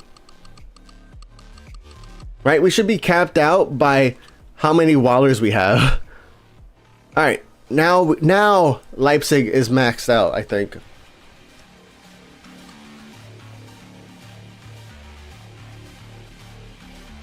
Baker said an A388 can take up to 23 minutes with max handling crew. Yeah, so that's another thing too, is I'm gonna be testing out and like actively working on during my streamathon. Is I have this and I kind of do this on my main account too when I'm playing daily. But if I'm trying to play an airport for like a quick session, like I'm trying to play it really quickly, like for 30 minutes or so, instead of landing the F, E, and D planes first, I will land the C and B planes first. So I'll move it up on the list here, so that way I can handle those planes first, because I'm only planning on being in the airport for 30 minutes. Now I'll still keep G up here, and maybe I'll heart a couple of G planes, so that way I can make sure that they land, because like you said, an A388 could take like 20 minutes to handle. So if you're only playing that airport for 30 minutes, you only get to handle one A388. But if you're playing that airport for 30 minutes and you're handling C and B planes, you know, the C and B planes take, you know, 5 or 6 minutes. That means you can handle about 5 or 6 of them at the same amount of time, right? So if you're playing for a short session, I think it's great to have your C and B planes move them up in your arrival sequence, land them first. But if you're playing for a longer session, it makes a lot of sense just to have your larger planes coming in first. And then of course all these airports have all these airports have these stands that are only like ABC, right? ABC stands. If you look over here, Leipzig, we have cargo ABC, right? So even if you have only, you know, the larger planes landing first, every single airport is still going to have some seaplanes with available stands for landing, which is great because you're going to get maxed out on handling crew, where you're not going to have enough handling crew to handle a large plane, but you might have enough handling crew to handle a C plane or a B plane, right? So do that. Avish Patel has about 65,000 silver planes at BKK. Well, silver planes are account wide, so it's not just at one airport. The only currency that is stuck for your airport is silver plane. I mean, is Wallers. So at 65,000 silver planes, it's hard to say. If you're, I would say, if you're playing that airport for like an hour or two, then yeah, increasing the speed might help you out with getting that airport finished or handled faster. But if I was out at 65k on my, you know, my free to play account especially, I would probably stick with the slow manager still. Mainly because that's only like a 3-week buffer. It's not like a long buffer, and it's how put it. It can be easy to not play World of Airports for a week, you know. But it's also based on your play style, right? If you're playing every single day and you know you're completing contracts every day, then yeah, go ahead and upgrade your tower manager to faster speed. But like for that, I'm thinking about my free to play account, which is a more casual play, where I don't necessarily play it every day, but I play it like when I'm like in the mood to play World of Airports, which is what I imagine a lot of other players might do. In that situation, what I'll end up doing is I would keep my tower managers at the lowest speed. I can say I have no life, bro. I got plenty of life, man. What's it called? I have a full-time job.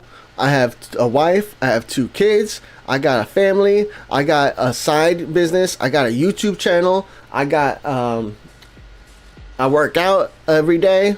Got plenty of life in me, bro. What are you talking about? $5 million wallers. And Leipzig is not that hard to get wallers though, because like I mean, cargo planes.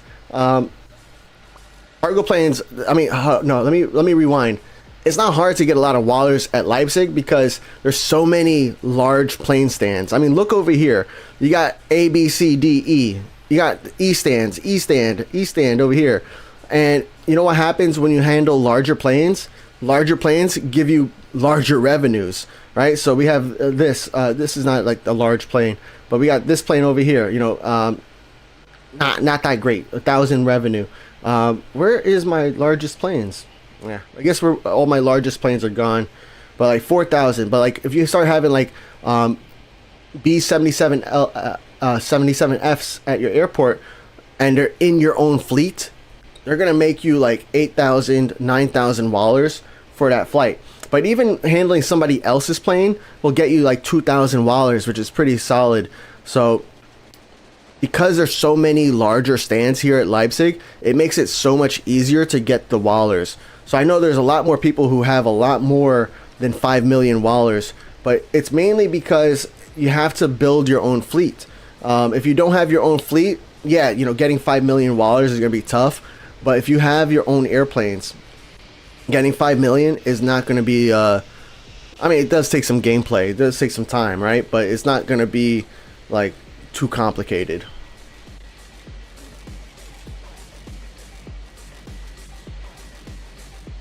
I don't know, but do you have all the airports? Of course, man.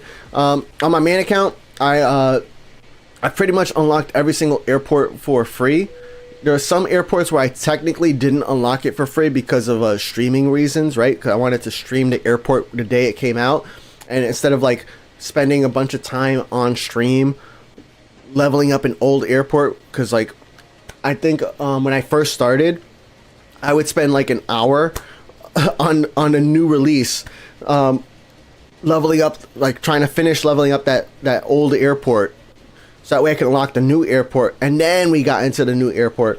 So there was like a couple of like 1 or 2 airports where I unlocked it for gold planes. But if I would have been patient, like, you know, waited 2 hours, I would have been able to unlock it for free. So I say every single airport I've been able to unlock for free.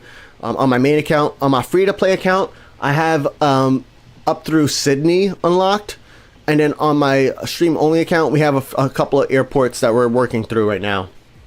But not all the airports on that one.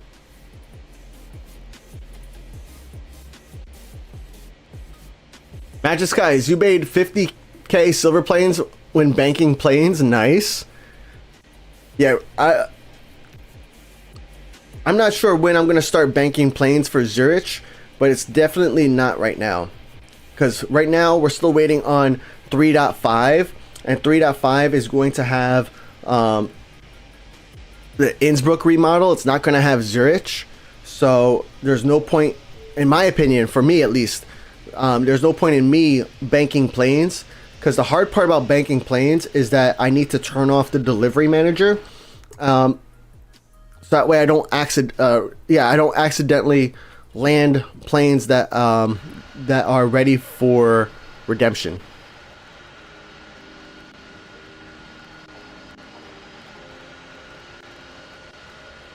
What's up, Steffi? Steffi said, that's why I would not prioritize B and C to optimize for landing slots for 30 minutes. Oh, did I miss your other post?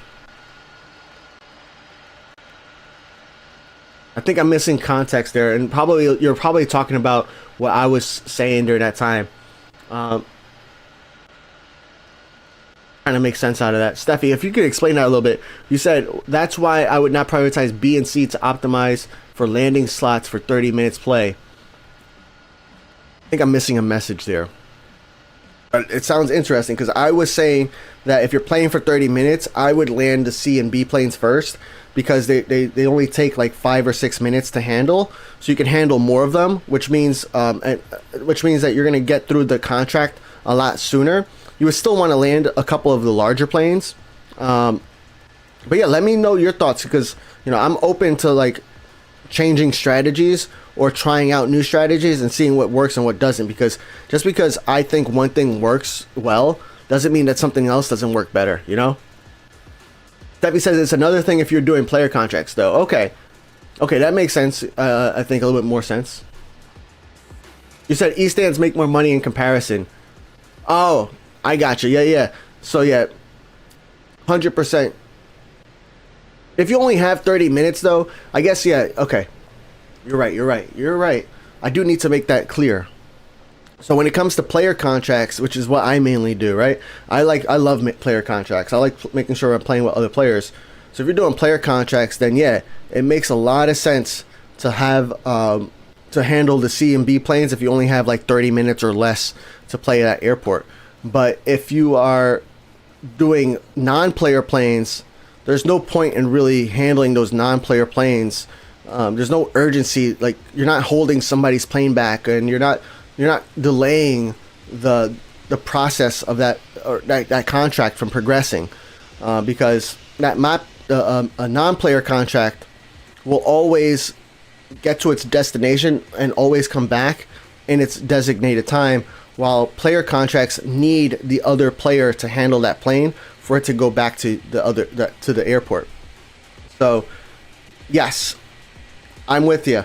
If you have player planes, then handle the C and B planes first. In which case you also want to probably do, my airplanes and other player airplanes first in the priority list on your delivery manager. But yes, if you have player planes, but if you don't have player planes, then maybe the 30 minutes you could handle a couple of more larger planes. I like that. Thank you for that clarification. All right, what else do I have in my agenda for today? Let's take a look. Main account, future stream ideas, and player news. So we did go through the player news, so that's good. We're playing the main account. I did talk about some of my future ideas. And I think Yoda yesterday in the VIP chat had this really cool idea. And it was an idea that I was thinking about for a while, and I'd love to hear what you guys think too. I don't know if like Flamingo is here too, but I know Mike, I would love your opinion. Hammy too, I would love your opinion, and of course everybody who's here. But I know, like Mike, I know we done something similar before, like for 1 or 2 days. So I would love to hear what you think about this. But Yoda said, why not turn your stream into a podcast kind of stream where you and another player play in parallel to talking and discussing how you play World at Airports. And then those players could probably come on camera too. So I love that Yoda brought that up, because like I was thinking of like doing something like that, but I was making it much more complicated in my head when I was like I was trying to like match some other like million subscriber YouTubers and stuff like that. But it's like, we can just do a Discord call, lock it for just us, and then kind of stream it on Twitch and YouTube, and we can, I know Mike, we did something like that maybe a year ago, where we did a Discord stream, and then Mike jumped into the voice chat, and me and him were just started talking about World at Airports, about the updates and stuff like that. That was pretty fun. So is that something that you guys would be interested in watching and or joining? Because originally when I made my my YouTube tiers, my membership tiers on YouTube, I did I have like, there's different benefits, and one of the benefits I had for like the business class tier on YouTube, which is like I think the highest tier, or maybe it's first class. I think it's first class. It doesn't matter which one it is, but one of the benefits I had was that like you had an opportunity. Nobody's on this tier membership, or on this tier in membership right now, but you would have the opportunity to be on stream once a week or once a month or something like that. So I think it would be pretty cool just to kind of like bring on other people, kind of like maybe show their gameplay, show their accounts. And we could talk about how strategies differ, just like how Steffi here in the chat was talking about how their strategy is a little bit different, but that's mainly because of player planes versus non-player planes when it comes to 30 minutes of gameplay. everybody has their own way of playing, and I prefer doing player contracts, but I know there's some of you out there who don't do any player contracts at all. You only do map contracts, and you only send your planes to a non-player, or yeah, to non-player destinations, including random arrivals. Boy Tonda said I'd be interested in both. What's up, Enko? Zyrox said I like the idea and would be interested. Nice. That's cool. Yeah, I was making it much more complicated when I was thinking about how I would run it. Like, I was like, oh, but how would I would moderate it, and how would I would do all this? And it's like, you know, how are we going to make sure the quality is good? And it's like, it's not. I mean, we would do a sound check. Like, I would ask you to join the Discord voice call like the night before, just to make sure that everything sounds good. But ultimately, if the sound fails or something fails during the stream, I would just go back into normal streaming mode, you know? It's not a huge deal. It's not like a big deal, you know? And maybe in the future, like maybe once we hit like 100,000 subscribers, maybe then I have to go like to another level. But like to begin with, I don't need to go all out. But that's one thing about me sometimes, is that like I'll like, and this is almost the reason why I didn't start this YouTube channel, because if you look at my first video on like how to get gold planes, it's a lot different than what things are looking like now, right? And it could be good, it could be bad, depending upon who you talk to. But I was originally like trying to make it perfect, right? I spent so much time on that video only for us to get like 30 views in the first 30 days, you know? And it's like, man, all this effort and nobody's even watching it. So sometimes it's just better to kind of just start with it, because now like my latest gold plane video, which is technically a short video, it has like 30,000 views or something.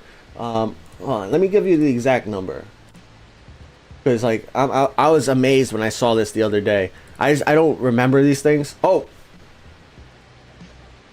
yeah, so my gold plane video short has like 50,000 views, and then I have a short that has 92,000 views. I can't believe, I didn't even know that. That's amazing. And then my top video had like, what? Oh my gosh, my top video has 106,000 views. What? That's crazy. I did not realize that. That's actually pretty amazing. Thank you guys. Wow, that's amazing. I expected that for a short, but for a regular video, that's pretty cool. All right. Anyways, but when I first I always kind of get in my head when I first get started on new things that I want to be, I want to have a level of greatness, right? Now, that doesn't mean that I'm okay with like being mediocre or average or below average, but like I have to be okay with not being perfect and not being at the same level of people where I want to be, right?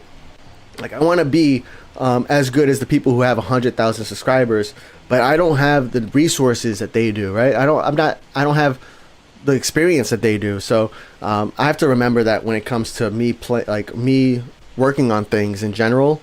And the same thing, I mean, with you guys too, right? Like I have 3.3 million silver planes, and that's because I play this game a lot, right? If you look at the leaderboards, we're going to leaderboards. If you look at the leaderboards, I'm in the top 100 for almost every single category, right? And that's not something that you can get there overnight. I guess we're not getting into the leaderboards. That's weird. I'll have to close the game and reopen it. We'll go into leaderboards later, but yeah, that's not something that happens overnight, you know? It's something that it takes dedication. The same thing with getting the silver planes. It's slow in the beginning, but then it starts to snowball, and then eventually you have way too many silver planes you don't know what to do with. Actually, you can't even spend them all if you wanted to. You know, I even buy, you know, the handling crew. I buy the contract capacity in almost every airport. Pretty much, if I go into the airport, even if I'm not playing the airport, I will buy the extra contract capacity. So it's yeah, way too many silver planes to do with. But the whole point of that is like, you can't compare where you're at as a beginner to somebody who's been playing the game for 4 or 5 years, you know. It's just not fair. And that's why I start new accounts, and I try to remember what it's like to be a new player, because I also don't want to lose touch, and I want to make sure that I can give people, you know, good advice. Not just like, hey, just play more. Like, that's true. You could always just play more, but at the same time, it's like that's not helpful advice. Boy Tando said Twitch broke and I can't resub. Bro, you resubbed last week. You can only resub once a month.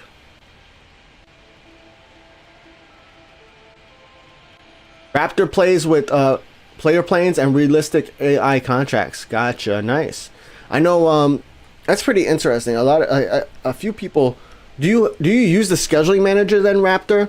Because I think people who play with realistic AI contracts should use the schedule manager, right? Because then you could schedule your contracts so that they can land in the proper terminals.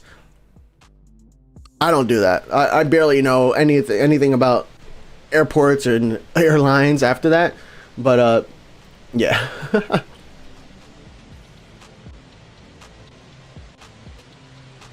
Brian Ho said that's how the social media algorithm works. I know, right? It's kind of interesting. Because you just kind of have to get started, and then I find out like what YouTube wants me to do. So like apparently I need to make more guide videos, because like my video that has 100,000 views is how to get free golden planes in World of Airports 2.0. And I already have on my to-do list like to make more gold plane videos. But like that's what YouTube and the audience is telling me. My next highest view video is how to level up 8 ways to level up quickly in World of Airports, right? That one's actually like a little bit outdated because it's based on the old version of World of Airports, not on the 2.0 or 3.0 leveling process. So me looking at that tells me I need to prioritize how to level up faster, because it's been a long time since I created a current video on that. So yeah, I'm learning a lot about like social media and doing all that, but like I'm also learning a lot about myself. Like I can't worry about being perfect. I just got to make sure that I'm getting better every single time. Like even with these streams,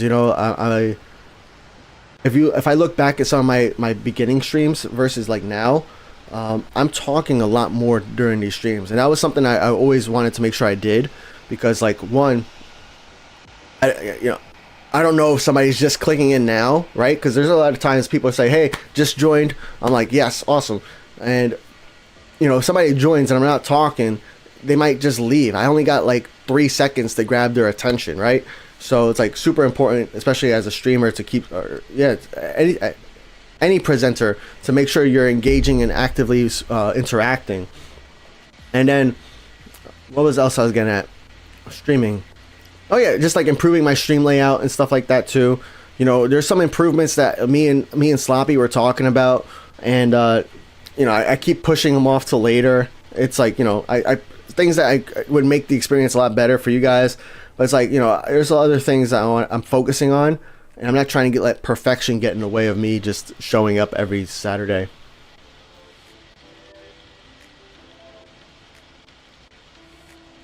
Voitano said yes, but that was a resub from the 2nd of Feb. I wasn't on stream since. Interesting. I think you can only do the announcement once a month though. Amy said, I would love that. It's an interesting thought. Nice. So I would host the podcast between me and you, or me and the player. That would be on Discord. That's where we would do the recording. Maybe at first it won't be live. I don't know. It could just probably be live, but I don't, how to put it, I would want it to be on Twitch and YouTube, because I don't want us to also have to moderate Discord. Like right now we're monitoring 2 different chats, having to moderate and read 3 different chats, especially since right now I have a widget that allows me to see all, like, both YouTube and Twitch chat in one chat for me. We're going to update it up here as well, because apparently Twitch updated their terms of service that now they don't care if you have the same chat on one screen. So eventually I'm going to update that here. Like, I found that out like 2 or 3 weeks ago, and I still haven't updated it. But eventually we'll update it so that way you could see both chats on the screen, no matter what platform you're in. That way, like, people are less confused that I'm talking to somebody who's not there. Because I know sometimes that'll happen. That happens with me sometimes, where I'm on Twitch and this guy is talking to, like, nobody. Like, their Twitch chat is not talk. Or actually, let's stay with my channel. My channel, YouTube, is less active on chat, right? So I'm talking to you guys on Twitch, and these people might be joining me on YouTube. Be like, who is he talking to? And, like, if they look at the video up above, it only shows the YouTube chat. It doesn't show the Twitch chat, so they have no clue until I remember to mention it. Yeah, we stream every Saturday at 11 a.m. Eastern, and we stream on both YouTube and Twitch. Twitch, we have a few more interactive features, so you can, like, engage with the stream. I'll probably turn on stream avatars again next Saturday. It looks like the past, like, month or two, I haven't had stream issues, so I could probably turn it back on. All right, see you later, Air Sri Param. Thanks for joining me, bro. Thanks for joining us. James Wood Hall says, anyone got advice for completing St. Martin? I'm level 41. Bro, St. Martin is, like, just the grind of an airport. I mean, the underrated advice at St. Martin is to get more B planes. And get some B planes from people who are active at, like, IAD or MSY, or can you send some B planes from San Diego? I don't think so. But if you get some people who are like daily players at IAD or MSY, those B planes will really help you out, because what you want to do, you probably don't have, you probably didn't buy extra handling crew, and I don't know if you have the premium pass or not. But either way, handling crew is going to be a limit when you have a bunch of, like, D, E, or F planes at your airport. So you want to land maybe 2 or 3 D, E, F planes. And then have a bunch of B planes coming in. Then after, like, all the B planes coming in, if you then maybe start landing some C planes. Kind of going in that order.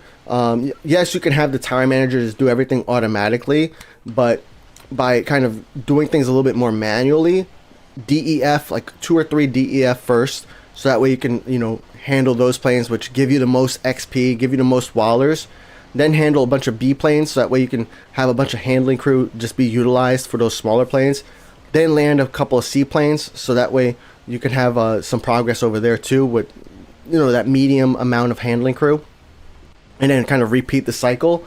That will help you out with the handling crew issue, because that's the main issue I ran into at St. Martin before I bought more handling crew at my airport, was handling crew. And I had to kind of like figure out what order of planes that I want to land, and prioritize planes that way. Lastly, get that premium pass if you don't have it. If you don't have the premium pass at St. Martin, it really helps a lot, because you get that extra contract capacity and you get that extra handling crew.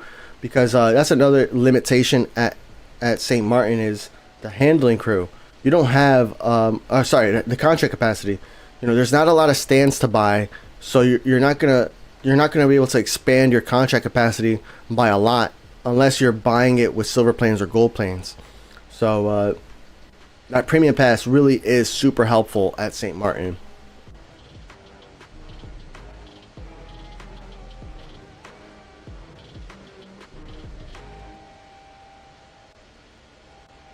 Yeah, maybe we could do the podcast like almost like as a video instead of it being live. Because I know live also has a lot of pressure on the other person too, right? So especially if that other person is not used to being on camera. So like what we're talking about is like doing a potential podcast where I would be on with other players who play World of Airports, and we would talk about World of Airports. We would maybe see what their game looks like, what their gameplay, what their airports look like, and they could talk about their strategies and things like that. So I know, like, for some people, they just might not be comfortable with being on camera, especially then throw it on top that you're live, and then you're live in front of, like, what, anywhere. Usually we have anywhere from 20 to 50 viewers per platform. So double that, that's 40 to 100 people. That could be a little overwhelming. So we might want to, we could probably do like a series instead of a live stream. I don't know. We'll have to think about it, and maybe we'll kind of do it on a case-by-case basis. But I think involving other people would be cool, not just for, you know, the channel, but just for everybody else. Because I know World of Airports also said they're going to be thinking about starting their own podcast too, so you get to know the developers and get to know them a little bit better. See the people who work on the game, which I think is really cool. I can't wait to see that. I told Kuba, if you guys need help with like any setup or anything like that, like, you know, let me know.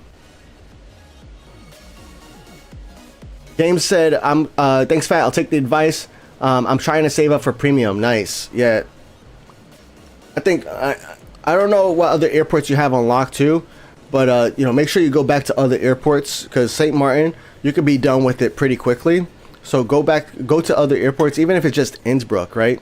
And make some progress there, because if you're saving up, you probably have more airports than just Innsbruck. So what you can do is you can use the game time at the other airports, so that way you're still building up your contracts, you're leveling up your contracts, and doing things like that. Welcome back, Ginger Jesus. What's up, Aries Mike? Mike, oh, I didn't know you were lurking, Mike. Mike, we were talking about doing a Phat Airlines podcast style stream, where we would invite players into the stream, and you know, they could be on camera. They would probably show their game as well if they wanted to. You know, there's a lot of things we could do with that. But it got me thinking about, you know, the one time we did a Discord stream, and you hopped into the voice chat with me, and we had a blast talking. So just wanted to, you know, see if that was something you also had. I think you had a good time, but is that something that you would be interested in joining on a live stream, coming in? You know, we would plan it out in advance, you know, what day you're coming in and stuff like that. Same thing with all other players, and, you know, talk World of Airports together. Ginger Jesus be down for that? Nice. Love to hear that. That would be like a collab, right, Ginger Jesus? Don't you have a Twitch channel that you stream on, like, daily? So that would be pretty cool.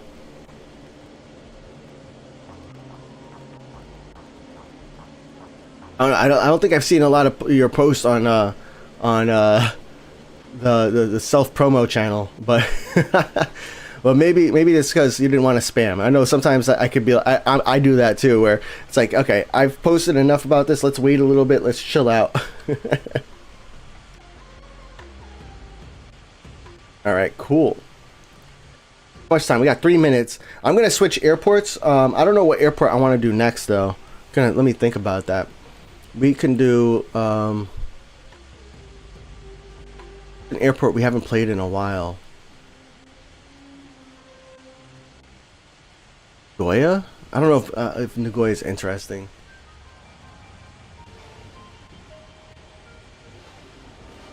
Maybe I'll play San Diego. CNN? Bari? IAD? I haven't played IAD on stream for a while, yeah. Showed Hong Kong like last week. I'm playing Hong Kong for like the last 2 weeks, I think. Actually, I think last week we made it in LHR. Yeah, Hong Kong, there's not a lot to show there right now. I think we'll do IAD. SCL, I haven't done SCL on stream for a while either, yeah. Mike's only at 42 liveries, or soon to be down to only 42 liveries left to collect. Nice. Yeah, I can't even bring up the leaderboard. So we'll bring the leaderboard up in just a minute. I have to close the game and reopen it.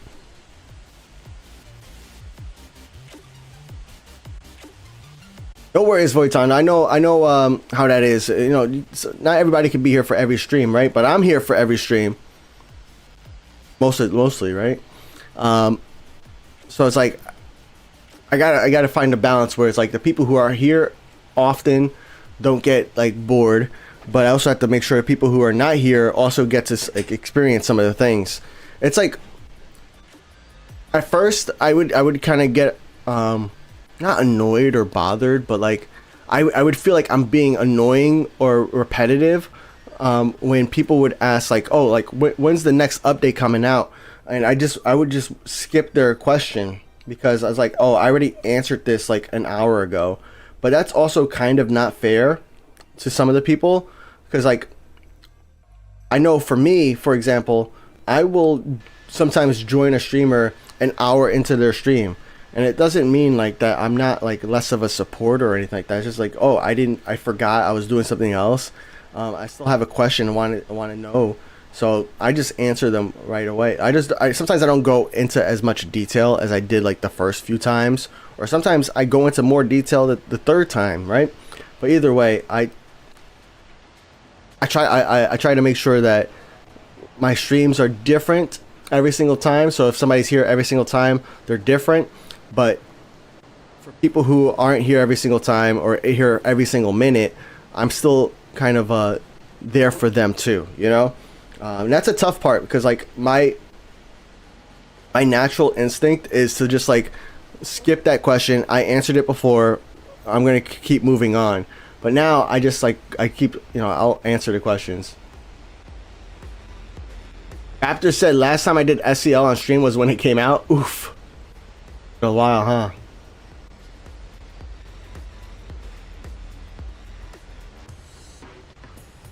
Every now and again, Ginger Jesus does a stream. You haven't done any this week. Oh, gotcha. Going back to work is knacked my body clock. Gotcha, yeah. And we have a baby too, right? Might well do one later tonight. Awesome.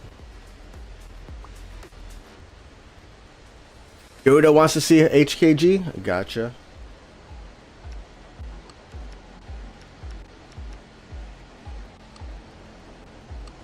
All right. So Approach has finished its work. Let's go ahead and close the game and reopen it.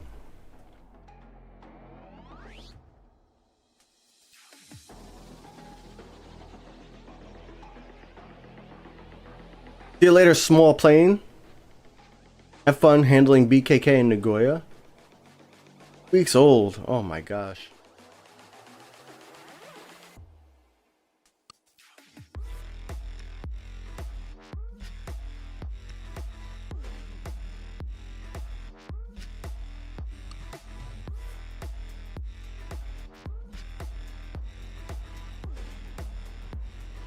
$188 planes waiting to land there.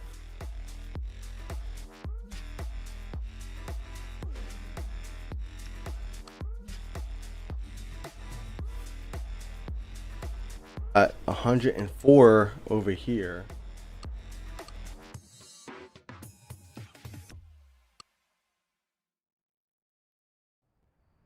Why did I close and reopen the game? I was unable to open the leaderboards, so I had to.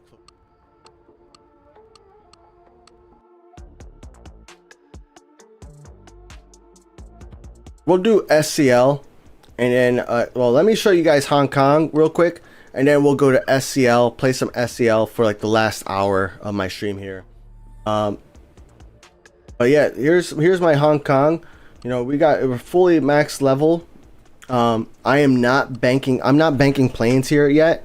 So what that means is, like, if you send me a plane, I'm sending that plane back. But one thing I am doing is I am keeping an eye out on my non-player contracts. So like my non-player contracts, once they're at the tier 10, which means that you need 10 handlings to finish the contract, that's when I'm going to start banking those planes. But for all of my non-player contracts that are not quite at tier 10, I'm just handling them normally. Like this one's at tier 9. Even if this gets to 9 out of 9, I'm going to complete and upgrade that contract for now. So we're going to keep going through and get all these contracts up to tier 10, so that way I can make some progress on this. So here's one that's tier 10. When this contract hits 10 out of 10, if it gets parked at the stand, it's going to be staying at the stand. It's going to be parked there. Hopefully we can figure out a way where that plane does not get landed. Maybe I have to use the scheduling manager for that, but that's what we're doing. And then when we have a better idea of Zurich's release, the next airport's release coming out soon, that's when I'll start banking my own planes and other player planes. So banking again means that essentially when this is at 10 out of 10, I am not claiming the rewards. I am not sending the contract back until the next airport comes out, because that way World of Airports is going to add another level, or maybe sometimes more than one level. They're going to add at least one more level to the game, to the airport, so that way you can unlock the next airport, which means there's going to be a use for your XP. So yeah, the idea there is that you have a bunch of planes on the ground, so that way you have a bunch of levels, a bunch of XP that you can redeem right away, and essentially unlock the next airport almost instantly for free. I am not doing that until 3.5 at least, and until we hear any more news about Zurich's release. The good thing is we did get pictures in the latest dev blog with Zurich in World of Airports, but you could also tell with the pictures that they're not fully it's not fully integrated into the game yet. They still don't have like the 3D map. They still don't have like all the features that the airports have in World of Airports. But once it becomes time to start banking planes, I am going to make a video just explaining what that means, so that way other people can do that as well. Now, most players who are at the last airport already should understand the strategy, but some people might have purchased Hong Kong because it's their home airport, or because it's such a great large airport. It's the largest airport in the game, so a lot of people might have might just want to might have wanted to play this airport, so they bought gold planes and unlocked it, or used their gold planes to unlock it, and that video will be for them. Alright, we're gonna go ahead and go to SCL now. Magic Skies only banks AI planes. Nice. Yeah, I was thinking about doing that, but I think the majority of my contracts are non-player, and I'm always kind of concerned that they're gonna add more than one level, especially if they add more airplanes. Then it's very possible they can add more levels to the game too, or to the airport, right? So they could add, if they add the 748s or something, or I don't know what other planes they're working on.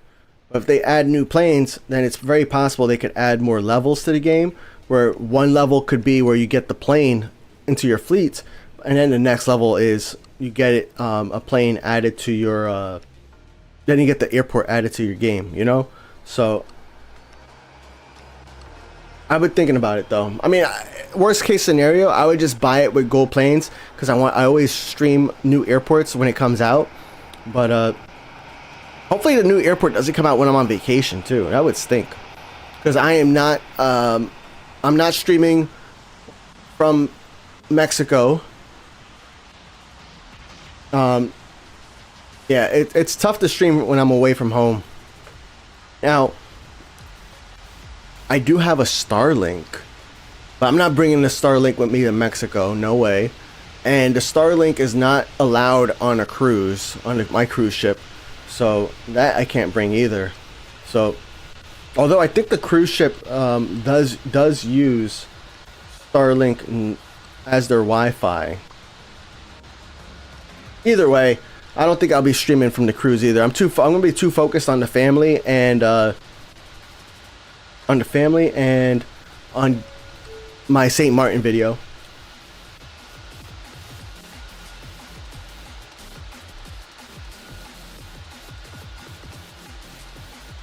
Ginger Jesus said it could be good to remember that Flyboys are based in the Czech Republic, so it makes sense to me that they drew a lot of in-game inspiration from their local surroundings in Europe. Yep. I think that's valid, right? I think a lot of people kind of forget, like, well, they don't know that the developers are from Czech Republic, right? That their home airport is Prague Airport. That was the first, and Prague Airport, as they mentioned in like their interview, is like the airport was an airport. They created Airport Prague, a game over that airport. But not only that, they also got like special like access and stuff like that with Prague Airport. You know, Prague Airport, I think at one point sponsored the game. So like, and that's part of the reason why Prague Airport is probably one of the most accurate airports in this game, right? For like, or at least all the small details. So, but yeah, it's easier for Europeans to travel Europe. I mean, the same way it would be easier for me as an American. If I owned world airports, I would have a bunch of American airports. I would have a lot more American airports, or I have just as many American airports as there are European airports. You know, it would be flipped around for me. So, completely understandable. Yep, I agree.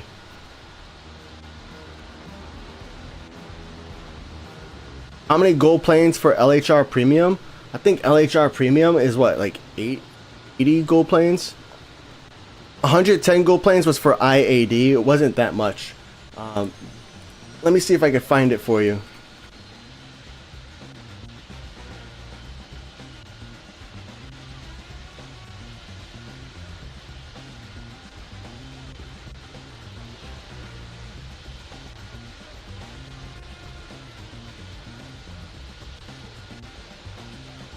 Alright, LHR Premium Pass.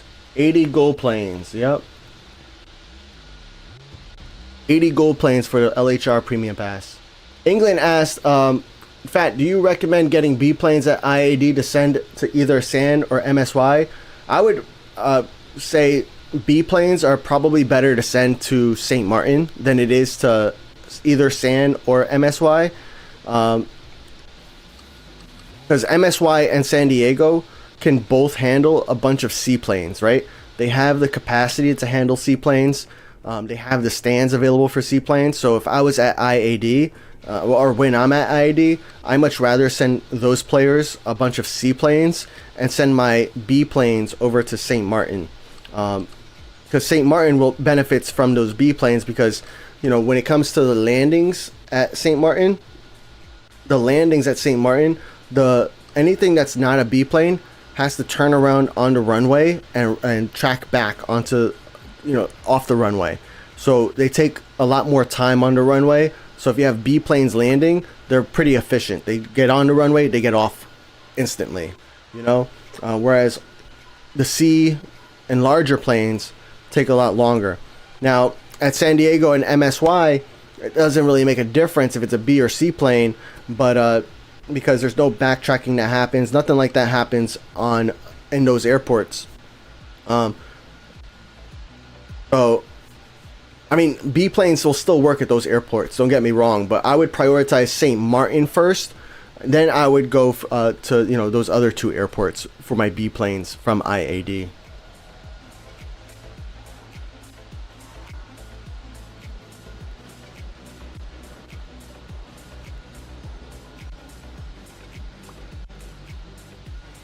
Mike said most of the cruise lines have moved to Starlink for connection to the rest of the world.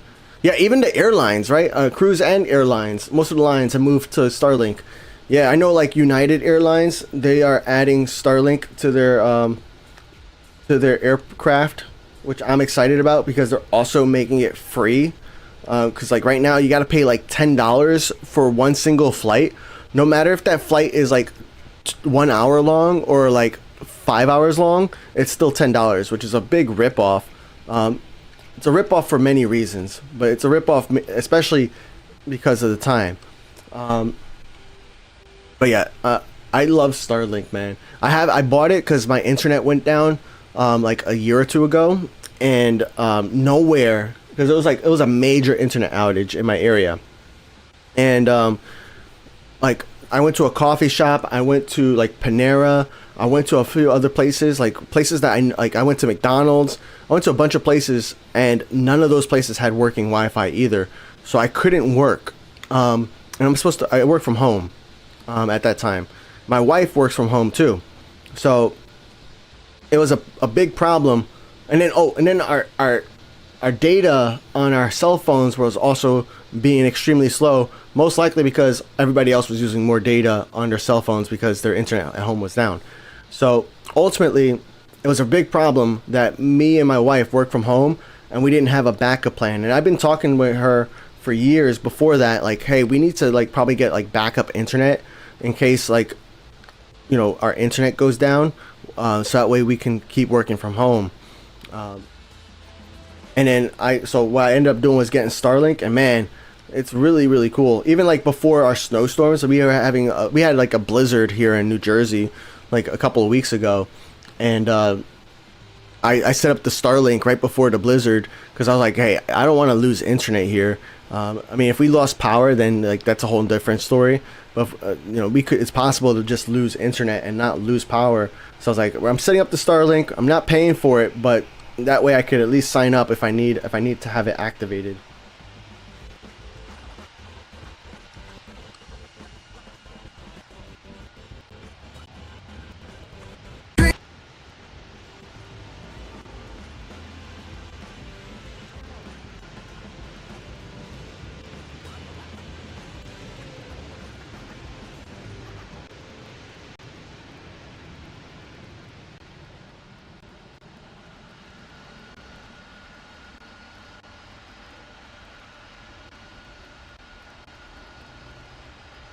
Raptor, you like that you can hear the game in the background? I forgot to turn it off. I turned it on when I was doing my video for Scrap It, so that way we could hear the game, and then I forgot to turn it off. But yeah, that's good to know, man. I'm glad you like it. Is it too loud? I'm gonna rewatch the stream eventually. But that's my concern, is like always about like the volume for all these things. But I'm like, because I can see the volume bars, but the bars don't always speak to reality. Like sometimes one bar could be like in the red and the other bar could be in the green, but the green is still kind of loud.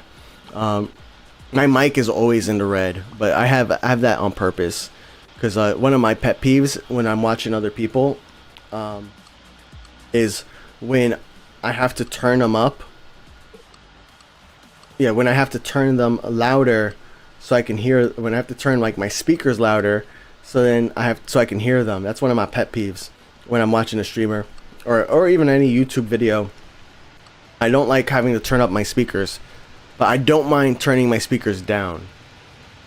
Because like what ends up happening is, because I have to turn up I have to raise the volume on my speakers, then I go to a normal video, a regular video that's at a normal volume, or what's supposed to be a normal volume, and my ears get blown out. Mike said, I figured it was either the game or we were hearing his PC fans. Oh, that's funny. Yeah, I'm pretty hyped because I think it was this morning, or maybe it was last night. I don't know. I was so tired this morning that I took another nap after I woke up. So like it's all mixed together now. But anyways, I think this morning my wife was like, you know, if you ever want to like get a new PC, I can take your old one. I was like, oh, okay. Not that I mean not that my PC is like struggling, but there was a time where there was too many things running on my PC at once, and I had to do a big cleanup. But you know, maybe it's time for a big upgrade. Maybe when I hit 10,000 subscribers or something. We'll see. Hidden says you should try out Wavelength 3.0 for audio management. Yeah, right now I use Voice Meter, so that way I can have different sounds going. It's like a software software soundboard almost, because what I can have different inputs and different outputs.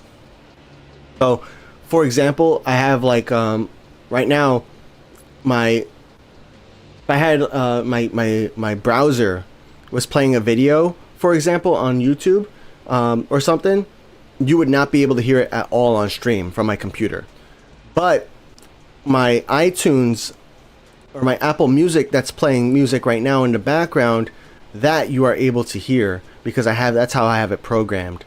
So it's like a nice little like soundboard for me to kind of like point and direct audio in different directions to different outputs, so that way you only hear the things that you're supposed to hear or that I want you to hear, and I can hear everything. So for example, I could turn off the music for you guys, but I could still hear it. I could turn it on still in my ears. But yeah, I was thinking about wavelength, but at a certain point, like I'm already like so established in here, is that like, do I really want to spend like an hour or two like setting everything back up for it not to really look that different or sound that different on like the viewer's end, right? So there's a lot of things I don't do because it's like, do I really want to put in all that time to do it when there's not like a noticeable improvement? But sometimes, you know, just a small improvement is worth it too. You must be rich. Buying a new PC now is so expensive. The RAM prices are way too high. It's priorities, man. Different priorities. That's the way I look at it, right? So like, just because I can I want to buy a PC, I mean, you know what that means? It means like I'm not gonna go out to eat as much. You know, it means that you know, maybe I'm not getting my wife a gift for her birthday, for our anniversary, for Christmas. You know, maybe my kids, you know, well, maybe I have to budget differently because my kids, you know, now I got to think about them too. It's still new to me. So it's just different priorities is the way I look at it. Because like, if you put your mind to it, you can buy what you want, right? But like, what are you sacrificing for that, right? It could even be food, right? I could stop buying organic food, so that way I can afford, you know, some of this other stuff I want. I don't always buy organic food. Certain foods I'll buy organic. Other ones I just buy regular. It all depends on like what my priority is, you know. So many like regular planes here, so I'm canceling a lot of my like non-player contracts here, because eventually, I like my airports that are max level to be pretty much player only. Even if like I don't play it often, I still want my airports here to be player only once they're maxed out. The only exception for that is the newest airport, right? Those newest airports, I will keep all the computer contracts in place, all the non-player contracts in place, so that way I can, you know, bank it up later in the future when the next airport comes out. But after that, there's no real reason, for my play style, for me to keep these non-player contracts anymore. Because ultimately, if they do add more levels to this airport, then there's no rush for me to like reach max level, and I can just do it by doing player planes, which is what I rather do, and it opens up a lot more contract capacity for me. So I have like 175 slots here, and I have like 6 million wallers, right? So like, this is another airport that if I decided to like play it a little bit more frequently than what I currently do, it's another airport that I could do like an airplane giveaway, you know, with that many contract slots open and with that many with that much wallers, like, the possibility. Now, I also don't like to do giveaways in airports that I don't play often, mainly because like I don't want to be sending people planes that that they don't receive, you know.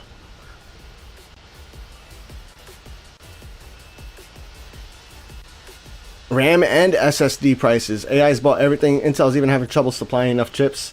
Yeah, it'll solve itself out. But also, actually, it might not solve itself out because all this conflict going on throughout the world can really like affect gold, right? because then all these militaries and governments are going to want to like have like hoard the gold, and these companies, they need gold for some of their computer parts and a lot of other stuff that they make. That's why the military wants it, right? So a lot of things that could happen.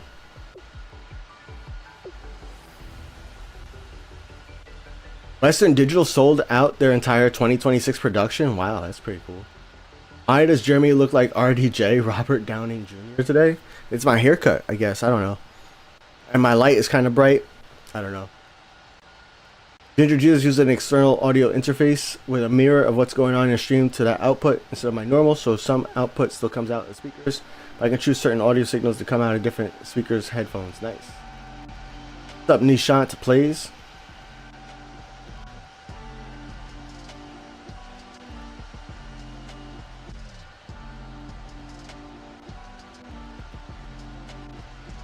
Can I give you tips for Prague Airport? So Prague Airport, the biggest problem I have at Prague Airport is the taxi times. So like one thing I like to do at Prague Airport, once you have all the stands unlocked, or a lot of stands unlocked, is to use the tower managers to like land the planes, right? So you can manually assign the gates or the stands for your planes, and then turn on like the approach manager for like 30 to 40 minutes and step away from the game. Because what that'll do is it'll open up your airport, so that way you can handle planes. Like you see how I have a bunch of planes right now on the ground. Even though I don't necessarily have all the handling crew to handle them all at once, that's not a problem, because your timer doesn't start until you start handling the planes. So these planes can be on the ground forever, and there's no penalty from being on the ground. The penalty begins when you start handling them. So that's very applicable at Prague, where there could be a long taxi time, especially for the larger planes. So you get those planes on the ground, you handle them as you can, and then you keep the tower manager on while you're playing, so that way more planes can keep landing as you're pushing them back and letting other planes depart. But that'll help you out. I do that a lot on my stream only account at Prague, where I will have Prague open ahead of the stream. I'll set up the tower managers ahead of time, so that way we have a bunch of planes on the ground. So that way, instead of waiting for planes to land, which is what I feel like I spend a lot of time at Prague when I don't do the pre-landing. I spend a lot of time waiting for planes to land instead of actually like handling planes and getting planes out of the airport.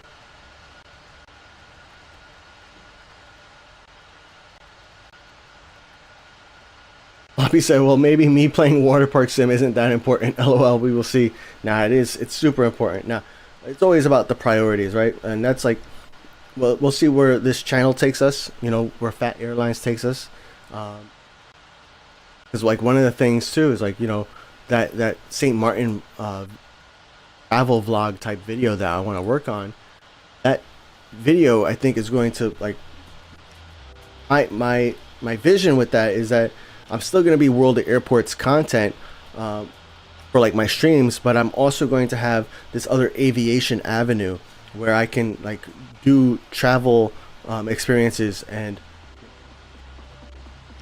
sponsors and stuff like that, because you know it's harder for gaming channels to get sponsors, from what I hear and what I'm experiencing too. You know, if that's successful, then that could open up, because then that would also allow me to do more World of Airport stuff too. What is the best B-size plane? I still have to like figure that out. CRJ-X is cool, but like the CRJ-X at St. Martin needs to take the same path as like a medium plane, I think, as a seaplane. So that kind of like makes it less appealing for some people. So there's a lot of things to keep in mind, but CRJ-X, the E170, I think the E135 might be pretty decent too, but I haven't really like studied the B planes for which one is the best when it comes to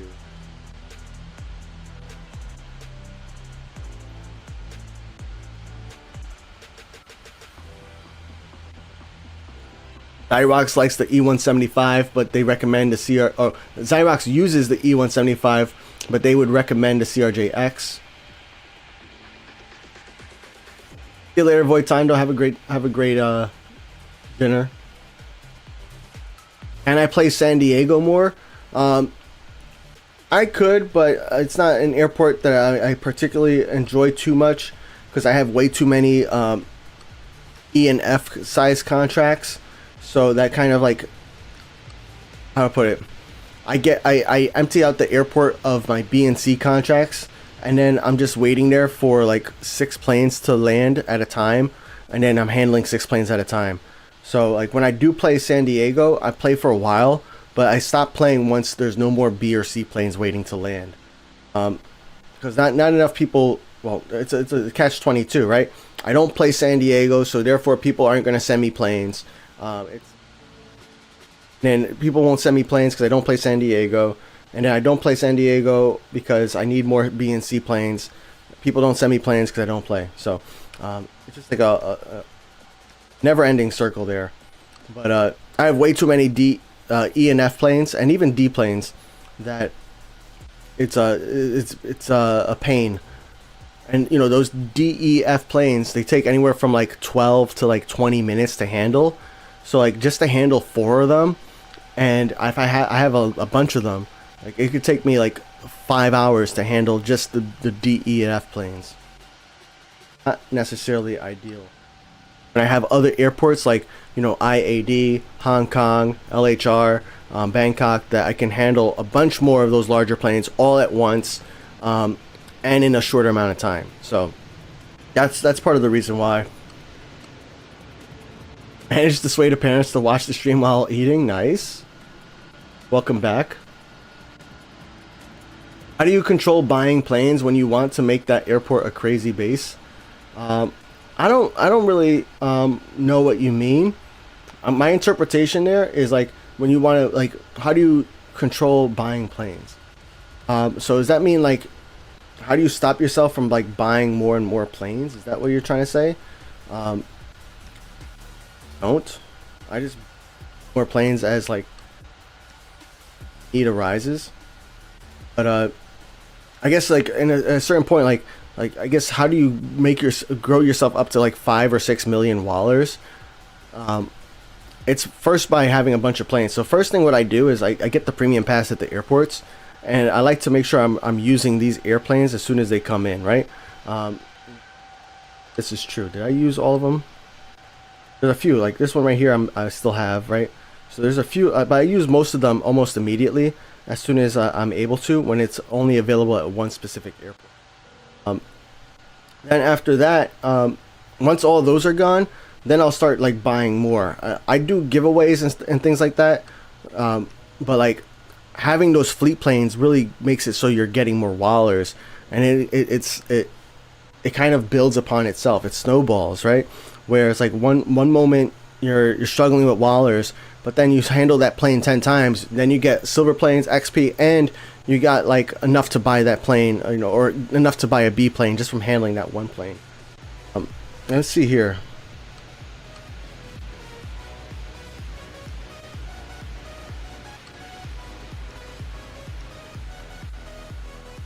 I mean, like, check this out, right? You got this 764. That's made me 53,000 wallers on that contract.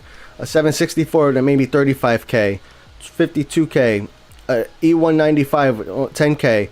So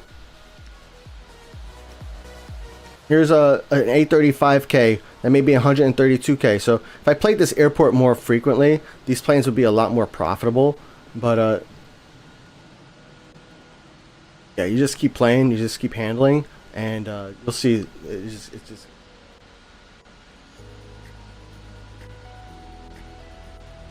no, Ultra, your ad-free reign is over.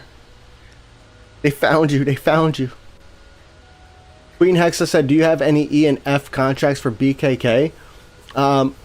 So you can join the email list at phatAirlines.com. We're not going to have, our next contract is probably going to come from BKK though. It's not going to be to BKK.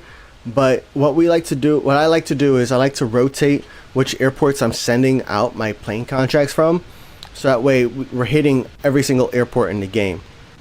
So if you sign up for the PhatAirlines.com newsletter, every once in a while when I have enough contract capacity and I have enough wallers to afford a bunch of planes, I'll send out an email saying, hey, look, I'm sending out a B753 from my BKK, and this airplane can go to, you know, Muscat, to Sydney, and to Hong Kong and Nagoya, you know. And then all you have to do is reply back to that email and tell me your username and tell me which one of those airports you would like that airplane to, and you will get that airplane contract. I try to get it done usually within like 1 or 2 days from your email reply to me. Most of the times it's done quicker. Sometimes it takes me a little bit longer, but now these emails also have a deadline, because after a certain date, I'm like, I can't promise to keep sending more planes. So sign up there, because my next one is going to have Hong Kong as a destination, because my last 2 or 3 haven't had Hong Kong as a destination, and a lot of people wanted that. So we're going to make sure the next one has Hong Kong as a destination. But after that, we'll probably do something from Muscat that can go to BKK or something similar. And then if like, let's say you don't qualify for one of those airports, for example, just send me a reply back, because I ask for it in my email. Reply back letting me know which airports you're playing, because I use that to influence which my next contract email will be.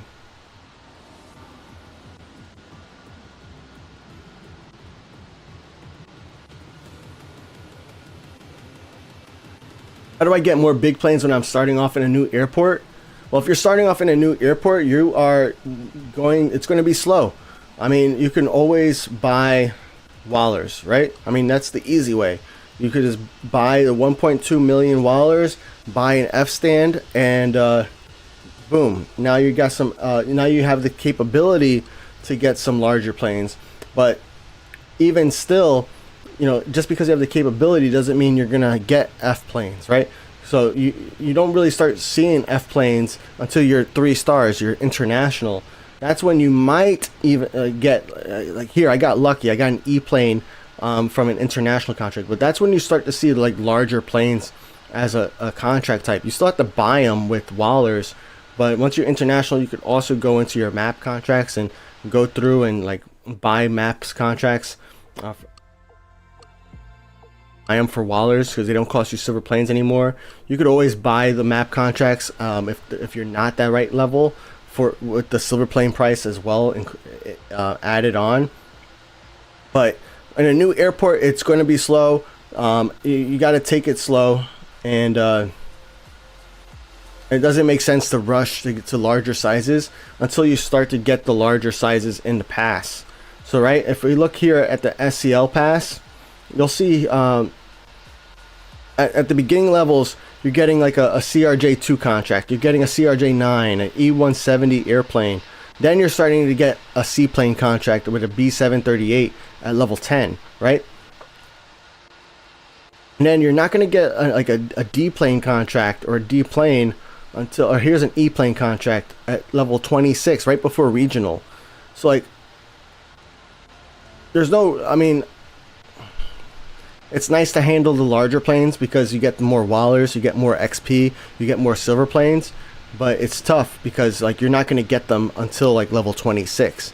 And how do you level up all the way? Don't. But that's where like player contracts come into play, because if you have player contracts, the player contracts, you can get any size from any player, right? As long as if the plane can make it there. So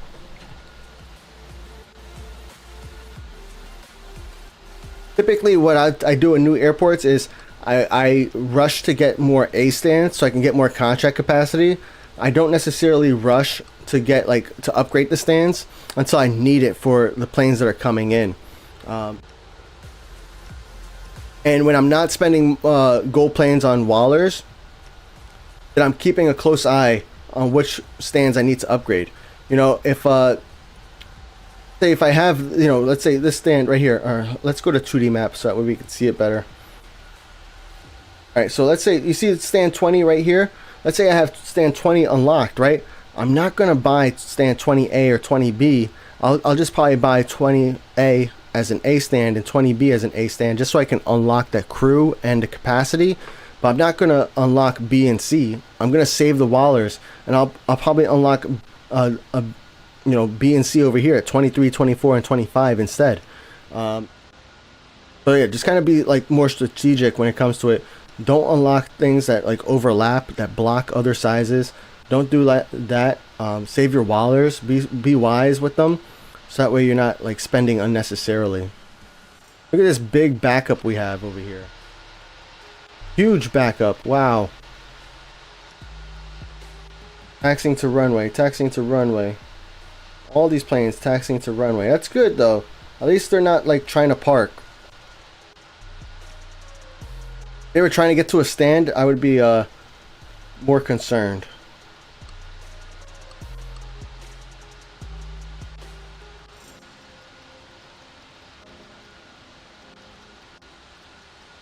And the A380 is isn't like the best range plane in the game either. Even though it's like the largest plane, doesn't mean it has the longest distance. Oh yeah, Voitando said that.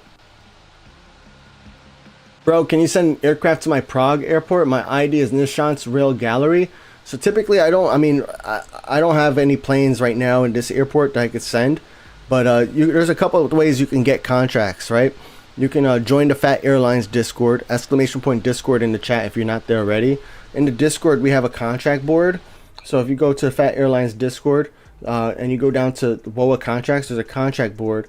So when I have extra planes that I want to send to players, like here's Hassan Rahim is looking for C contracts or larger at Prague, right? So if I'm at LHR and I have an E195 or I have a larger plane, you know, a C plane or larger, that I want to send to Prague, I'm going to go into the contract board and I'm going to see this post here, and I'm going to send their send that contract to this player. So that's what I typically do when I have planes in my airport that's like ready for a player. Sometimes I'll also do a giveaway. So we have in the WOA contracts category, we also have plane contract giveaways, and you'll see a bunch of people now have giveaways running. But like if I have an M plane that's I'm giving away, I'll set up a giveaway. You can see how many winners there are and how many participants. The cool thing is everybody who enters the giveaway has an equal chance at winning, right? So it doesn't matter if you're a VIP, it doesn't matter if you're brand new to the server or if you've been in the server for years. Everybody has an equal chance at winning. So that's really good, especially like if you're struggling to get contracts from people, because what ends up happening too is like if let's say somebody sees your plane coming in every day, or somebody sees their plane coming back every day or frequently, that helps build your reputation as a player, and that makes it so more people will vouch for you, more people will send you planes because they see you being reliable. Yo, what's up, Goose? Welcome back.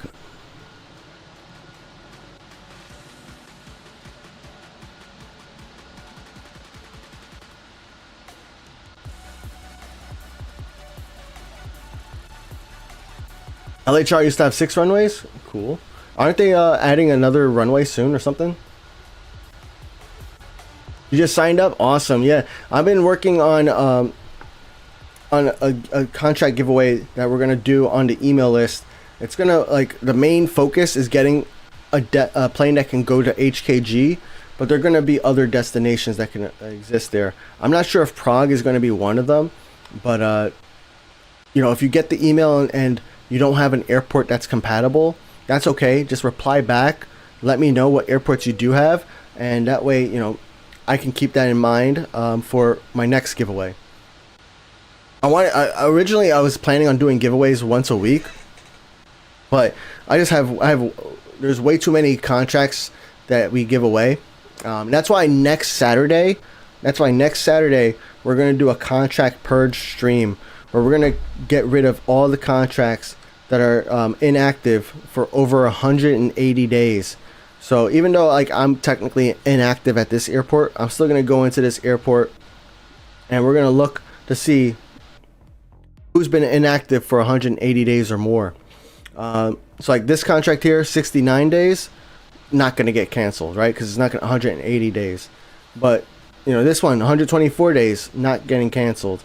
But there are going to be a few contracts in some of these airports that are longer than that, and those contracts are going to get canceled. Even though it hurts me, because this one's at 7 out of 10, it's pretty close. This one hurts me. It's at 9 out of 10. This one hurts me. Oh, but we're going to purge them out so that way I can make room for active players or people who are actively playing at that airport, right? Because just because a player is inactive at, let's see, what airport was that? Just because, you know, France, just because France XO hasn't handled their planes at San Diego for 231 days or at GRU for 185 days does not mean that they're not playing at all, right? It could mean that, but they could also be playing other airports, right? Just not those two. I think, yeah, Hammy was telling me earlier that on my stream only account, Phat Empire, I haven't handled their plane in almost a year. I haven't played Bari in a year, apparently. Maybe I played Bari, but I haven't handled their plane in over a year, right? So that doesn't mean I'm not playing Phat Empire. I'm playing just other different airports. So just something for us to keep in mind. Make sure you're handling the planes, and that's going to open me up to like be able to do more of those email contracts, more giveaways, so that way I can make sure I'm sending these planes to active players at active airports.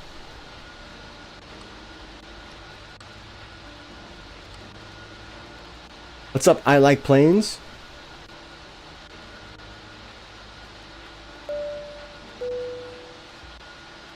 Oh, we got a few follows today, right? Oh, Voitano, you got the tier 1 sub in 35 months. Appreciate that. Missed that. Thank you for that, man. We got a Polyphon with the follow earlier today, and Seki Becky, thank you for the follow. Appreciate that. Always appreciate it. Thank you for being here. All right, we're starting to get backed up here at SCL. The good news is all these planes are still taxiing to runway. We're starting to get planes that are taxiing to stands. So I'm starting to wonder, would I be better off exiting this airport and coming back? A388 Monolithic Frog. Do we have his plane here? That's one sign. Yep, right here. That's one sign I use too, is if the plane's already showing up in radar, but it's on your map, in your airport still, that means that airplane's been waiting a long time to depart, and it's exceeded its automatic timer. So I'm going to go ahead and exit out of the airport and come back in. So that way all those planes are cleared. I can kind of stop blocking the taxiways. Some of those planes are going to have to depart again, sure. But for the most part, we're going to get a lot more planes to their stands quicker.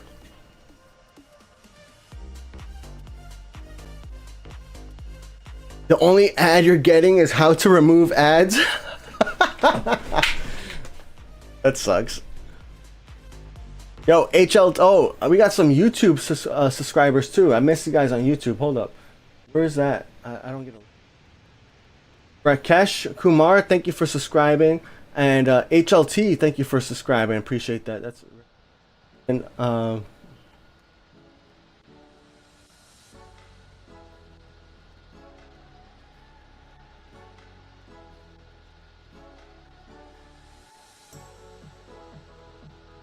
what's up, Connor? You're a YouTuber? Nice.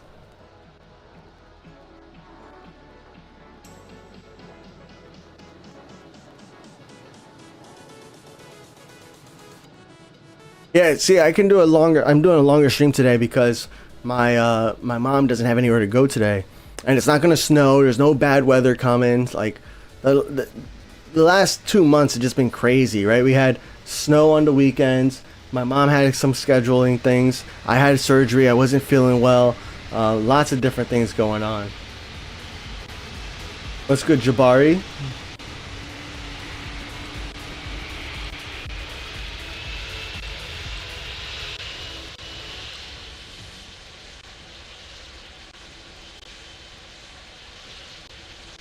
Yeah, I've been thinking about doing longer streams, but like it's kind of tough because like right now it works because my mom is babysitting. But like if I had to pay a babysitter for every stream, my streams would be canceled real quick. I wouldn't be able to afford that. Sad, right? Can we get an Antonov AN225 contract? I only have one of those planes and it's currently on contract right now. So, not gonna happen, sorry. Play Phat Airlines now too, right? Yeah, I mean, right now my iPad mini is dead. So, I'm not gonna probably play it today. But, yeah, I played that one too.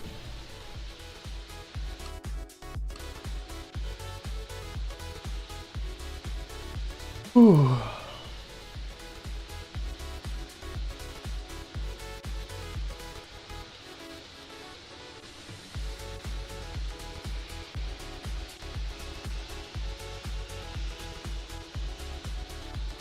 All right, 1 second, guys. I'm gonna step. I'll be right back.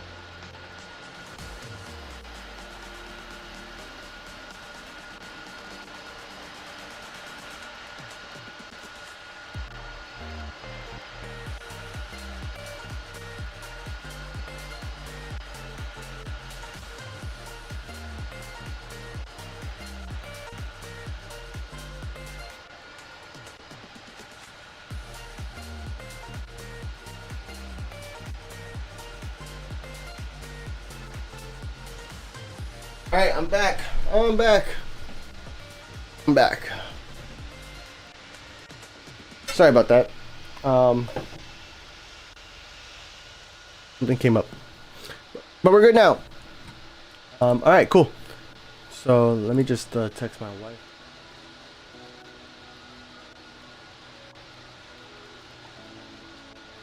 Okay, now we got planes on the ground. That's good. Yeah, that's one thing about like landing planes ahead of time is that it instead of like just like handling one plane at a time, you have a bunch of planes on the ground, which for me is just like it's nicer, especially because like in a lot of these airports, I don't know if I bought more handling crew at SCL. I think I might have.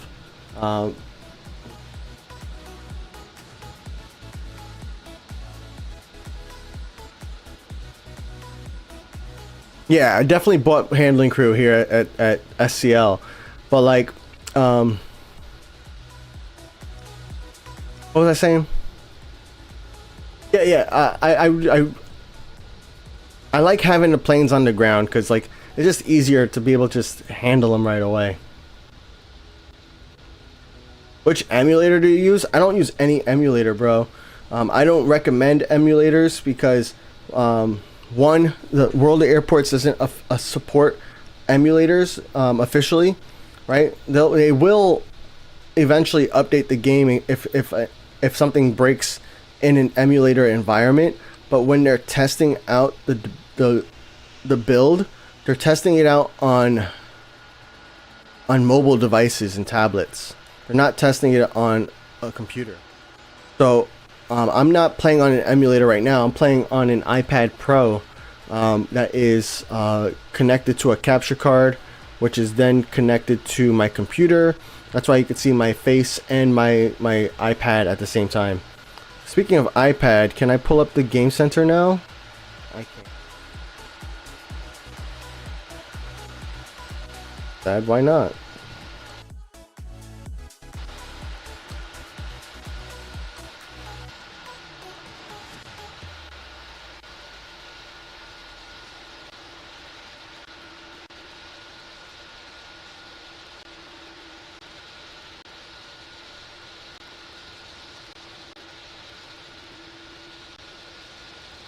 Oops.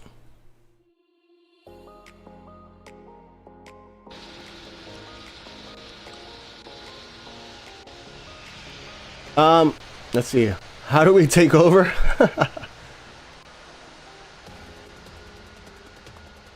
Hijack stream with pictures of cats. Yeah, I should probably do something like that for when I don't step away too often, but I know there are a couple of streamers that I watch that they do 8-hour streams, so they do take like, you know, quick bathroom breaks and stuff like that, or get some food and things like that. And they have like little redemptions that that the viewers can do to kind of get something going on in the stream. I mean, we have like the commands that Sloppy used, which I think only subscribers can use on Twitch. Nothing on YouTube. Sorry, YouTube. YouTube is kind of boring because there's not that much interactivity that they have built into the system. But Twitch allows us to do a lot of those things.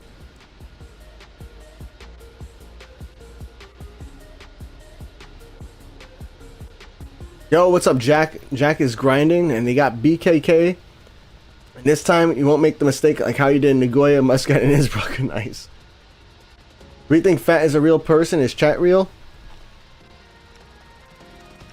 Am I? I mean, I haven't met a single one of you in real life yet. The only person I know in real life is Sloppy. All the rest of you guys, I don't know, man. It's crazy. I was talking to one of my friends.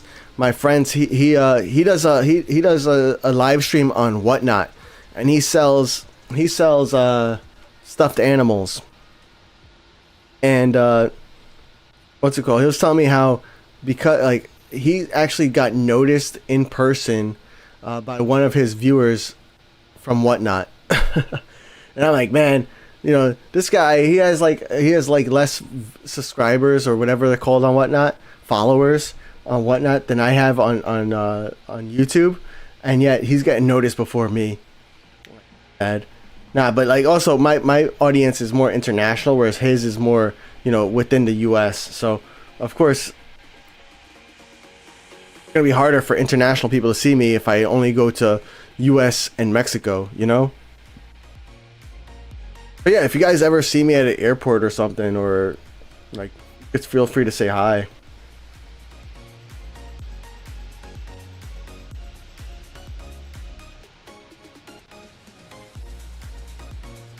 Players on WoW Discord do 8 to 10 hour streams. Yeah, but are they really streams, or are they just screen sharing? Right? I mean, I could screen share for 24 hours if you want me to, but that's not a stream. I can share my screen for 24 hours. I'll share my screen for 26 hours a day, you know? But that's not a stream.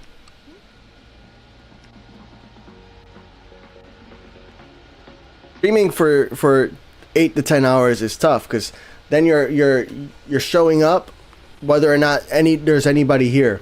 That's the tough part, especially when I first started. I mean, now I even like on my unannounced streams especially, I'm happy that people are here, but like I still have to show up.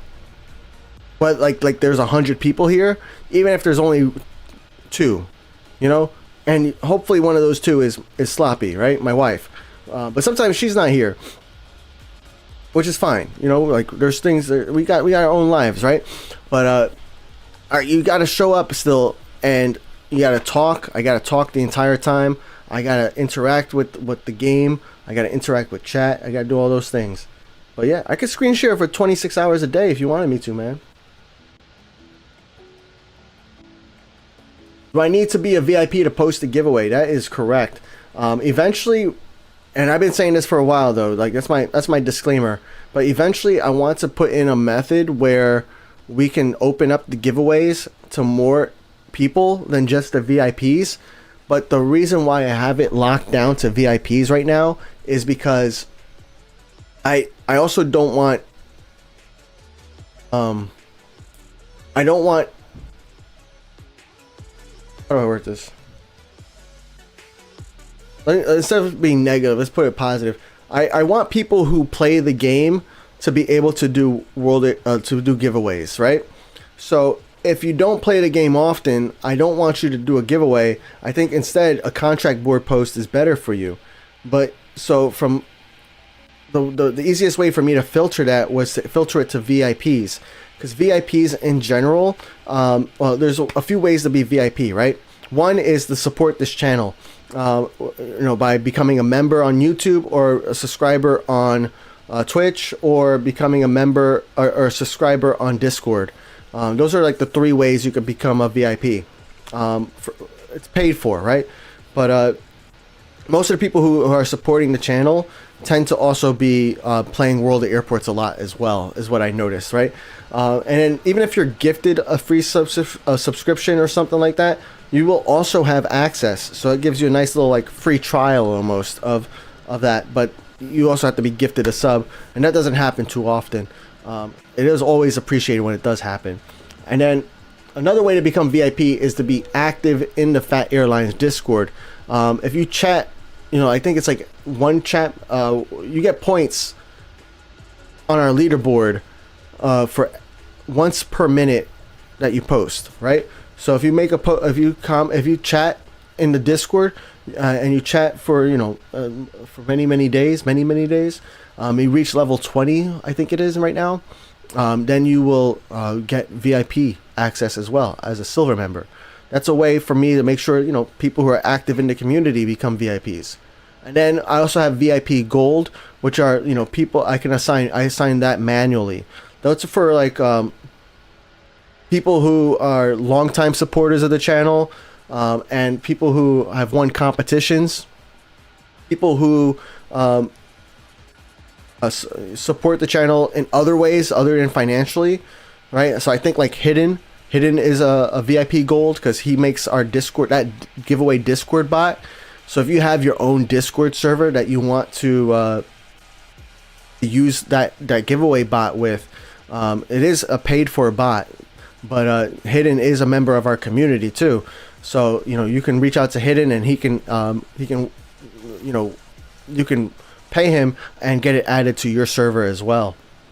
So, and I'm okay with that. You know, I'm actually working with the World of Airport developers right now to see if that's something that they want to add. If they want to add, well, if they're willing to pay for this bot, and also if the moderators of the World of Airports Discord want this bot added to their server, right? So, currently working with that, with both the developers and the moderators of the World of Airports Discord to see if we want that giveaway bot added. And the same questions are coming up. Who's it going to be limited to? Is everybody going to have access to do giveaways? How do we choose who has access? So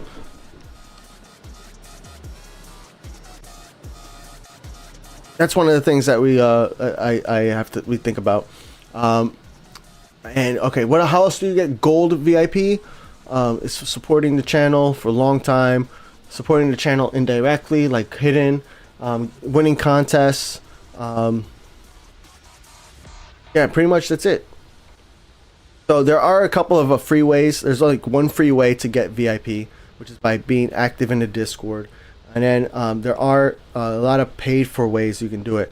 If you want the cheapest way to become VIP, go to Phat Airlines on YouTube, and there is a basic membership, which is only $1 per month. That's the lowest that YouTube will allow me. You know, Twitch doesn't even allow me to go that low, but that's the lowest that YouTube will allow me to charge, essentially. And at that level of membership, you will also get access to starting giveaways. $1 per month. And that helps me, so that way I can, you know, maybe eventually afford a babysitter while I'm doing live streams. Can't afford a babysitter right now during live streams. So I got my mom doing it for free. Why is a certain person VIP gold? Because they won a competition, man.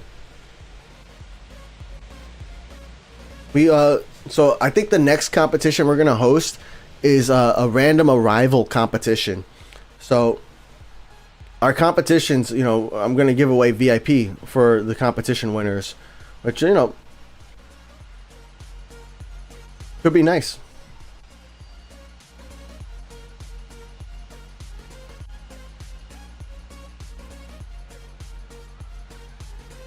Voitando said 26 hours? Yeah, man, 26 hours a day I'll stream.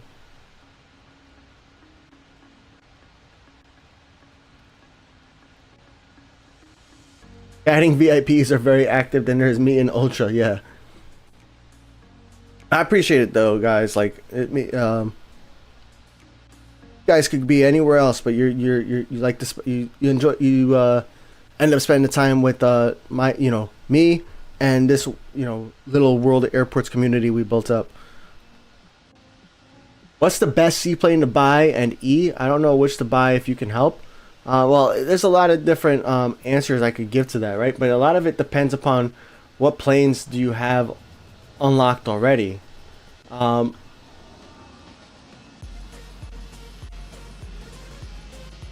Like, I mean, and like, are you talking about passenger planes or cargo planes, and which airports do you have unlocked? But I mean, there's a lot of different answers that you'll get when you ask different people that same question. I'm working on a guide right now that I'm going to send out eventually to emails, and then I'm also going to create like a website or add to my website a guides section. So that way we're going to have World of Airports guides on my website, phatirlines.com. And then I'm also going to create a video for it.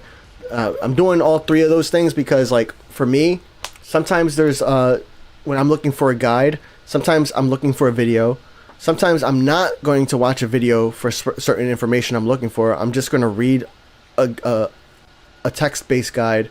And other times, well, for the email, it's just another text-based guide, but it's a little bit different format. But yeah, what I have here, like, based on my notes, and I don't have my notes aren't full, so I don't have it, like, it's not like ready for video yet. But like the A21s are typically like some of the best planes to unlock. But the problem with those is that they're expensive, right? The B38M, I think, is getting an upgrade soon. Or did it just get an upgrade? I don't remember.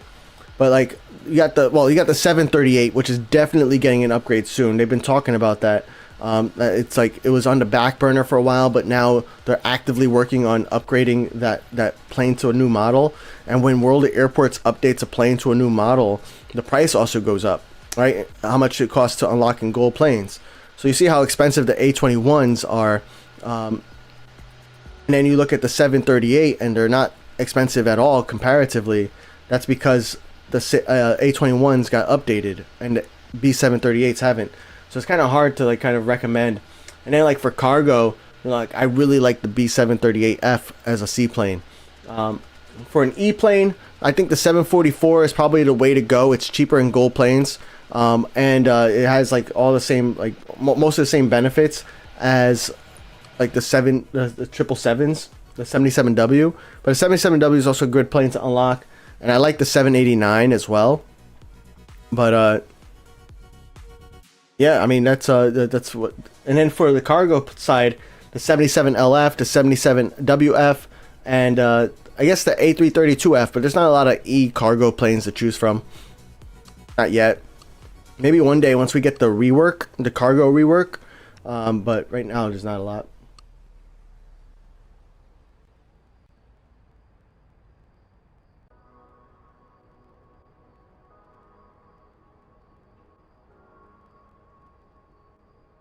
Actually, I remember Fat said that you should get the 737 first, and it's better, but I don't remember which one though. I mean, there's a lot of different like criteria that you can have when it comes to what's a better plane, right? Is it better to spend less gold planes to unlock a plane today than it would cost if you were to wait for it to upgrade the model, right? So do you want to pay more today or tomorrow? Or actually, do you want to pay less today or pay more tomorrow, right? So that goes into my decision making when I'm trying to recommend which plane should you unlock, because not everybody has gold planes to spend. And I also believe that like not everybody should just spend gold planes because they have them, right? You should try to spend them at least a little bit, like be a little smart about it. You know, the A21NY is really cool because it has like super long range. I think I have, there's some A21NYs that I have. See if I can look here.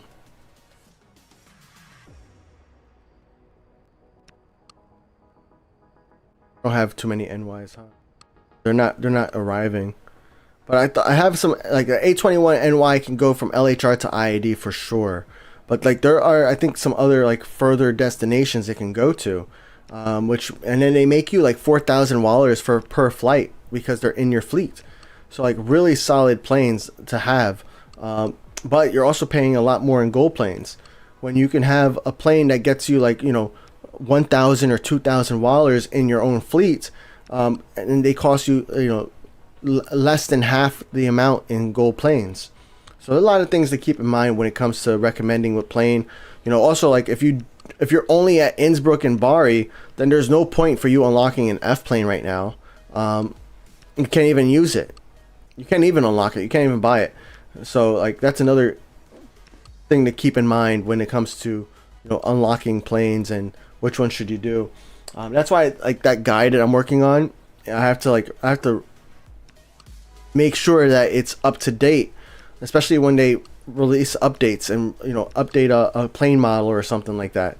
So yeah, you guys see here I got 1,996 contracts and only 69 free slots. Can't buy any more contracts for another 9 hours, but this is part of the reason why we're gonna have less available slots now. But this is why I'm going to go next Saturday do a contract purge stream, because I need to open up some of these slots. Now I have 59 slots. Now, of course, I got some plane contracts in here, but like, you know, this one where we're at 579 days, 310 days, you know, unless they handle the plane in the next week, I am canceling those contracts. So next Saturday, which is March 14th, we're going to be doing a live stream here on Twitch and on YouTube, where we are going to remove any old and expired contracts. We're going to be purging them out, which means we're going to be canceling a ton of contracts. We're going to look through this list. It's a very long list, 2,000 planes on this list almost. And any plane that is at 180 days or longer will be cut from the list. Even if they're at 9 out of 10, it's going to pain me in my heart to cancel those contracts. But I need to make room for people who are actively playing the game at that airport, right? So I want to make sure we have contract capacity so I can send players planes. And at this point, you know, even though I'm buying contract capacity, you know, every day, sometimes every 2 days, I still don't have enough contract capacity to do more giveaways at this airport, because 74 free slots isn't going to allow me to do an email contract from LHR. I need at least 100 slots. And I want to make sure I'm helping people progress with their accounts that are actively playing, you know? So we're going to go through, we're going to delete some inactive contracts. Like this one right here is going to hurt me. It's going to pain me. They're at 9 out of 10, but it's got to be done. So this is your warning, essentially. And then these planes here, that's at 108 days, not quite at 180 days, right? Even next week, they still won't be at 180 days. They'll be safe. But we're going to do another purge stream probably in 3 or 4 months. and we'll get rid of more contracts. Hopefully there should be a lot fewer because we already got rid of the long ones. But you'll see there's quite a few here of people who may not be playing that airport anymore, or may not be playing World of Airports anymore. But we're going to be going through next Saturday, and we're going to be canceling a few of these contracts. We'll see how much space opens up because of those cancellations. And then also, like with these pending contracts, right now I'm holding onto these pending contracts because like I know that some people can't log into their other account because of an account bug that's happening. But you know, that bug's only been happening for 2 weeks. So like this person right here hasn't accepted my contract for almost a month. I think I'm going to cancel that pending request pretty soon as well. So that way, again, I can open up these contracts to people who are actively playing the game. You know, and here's this is my example, right? I have two E195s. That one that was going to Prague, one that was going to Bari. So what I would do is I would go to Discord here. I would go to the contract board. I would look at, you know, this person's looking to get a plane to their Prague. I'm not typing in that name right now, but I'm gonna go, I'll go to my MacBook later, copy the name from my MacBook so that way I can just paste it on my iPad, and then I would send them a contract request.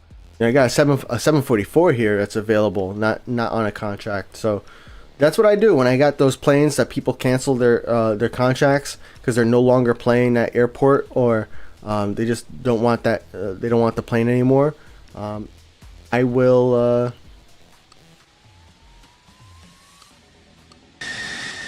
I will send it to somebody else.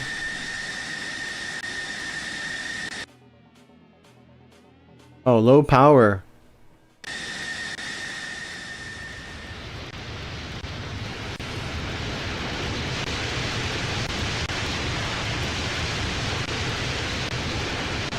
What's up, Umesh? What's up, Anej? What's up, Chris Scott? Congrats on unlocking Leipzig. That's pretty cool. Congrats, man. We were playing Leipzig earlier today. Leipzig's a tough airport because like it's a cargo airport, and you really only start with like a passenger stand. But what I would tell you in Leipzig is to try and unlock the. I know you didn't ask for advice, but I'm giving you advice anyways.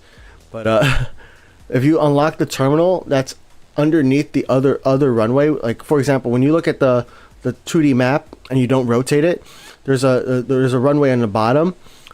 There's a terminal underneath that one. If you unlock that terminal there, that will open up that second runway for use. That is probably what I would prioritize. So that way you can have multiple planes landing and departing at the same time and utilize the multi-runway nature of that airport. But yeah, Leipzig, really cool airport. You're going to run into, I run into handling crew issues at Leipzig. That's my biggest problem. So the premium pass might be a good idea, but I know it's not cheap either.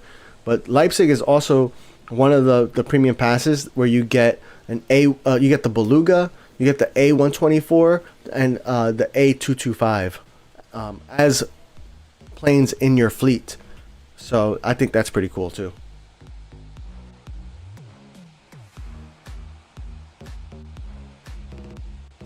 The A21NY can go to LHR to MSY. That was the route I was looking for, but I didn't want to misspeak off the top of my head, so I just didn't say that one. I was like, I know it could go to IAD, and I think it could go to MSY, but I didn't want to like misspeak and like be wrong, so I just didn't say it.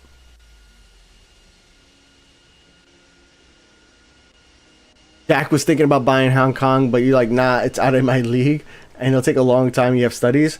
Yeah, prioritize studies. I would say. Level up your airports. Get the airports for free. Spend your gold planes somewhere else. Stuff that you can't get for free.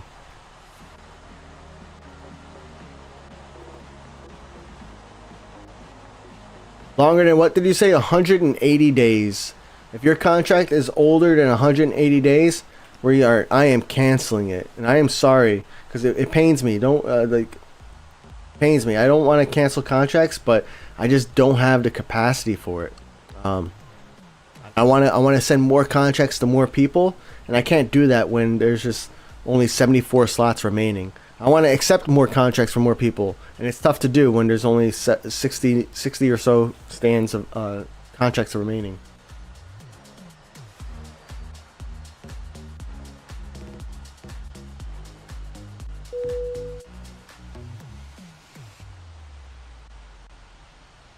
So, Chris has a question about Leipzig because there are a lot of DHL aircraft sizes, so I don't know which spots they go. So I mean, I guess you're new to World of Airports.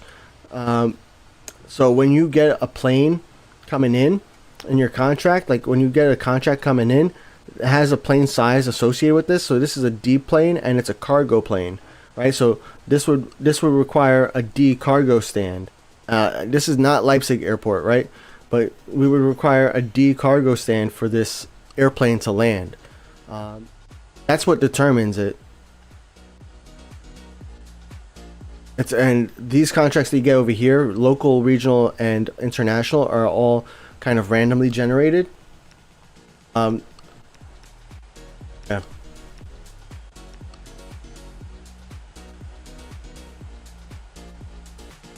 But you also do sometimes get cargo planes in your local contracts at Hong Kong and at Leipzig, are two airports you can get a lot of cargo planes as local. What's up, Aryan?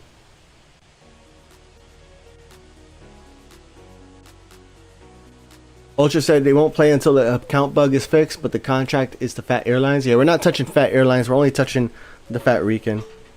Now, Phat Airlines is casual play as it is, so I know what I'm getting myself into. I hope you guys do too. That is a message.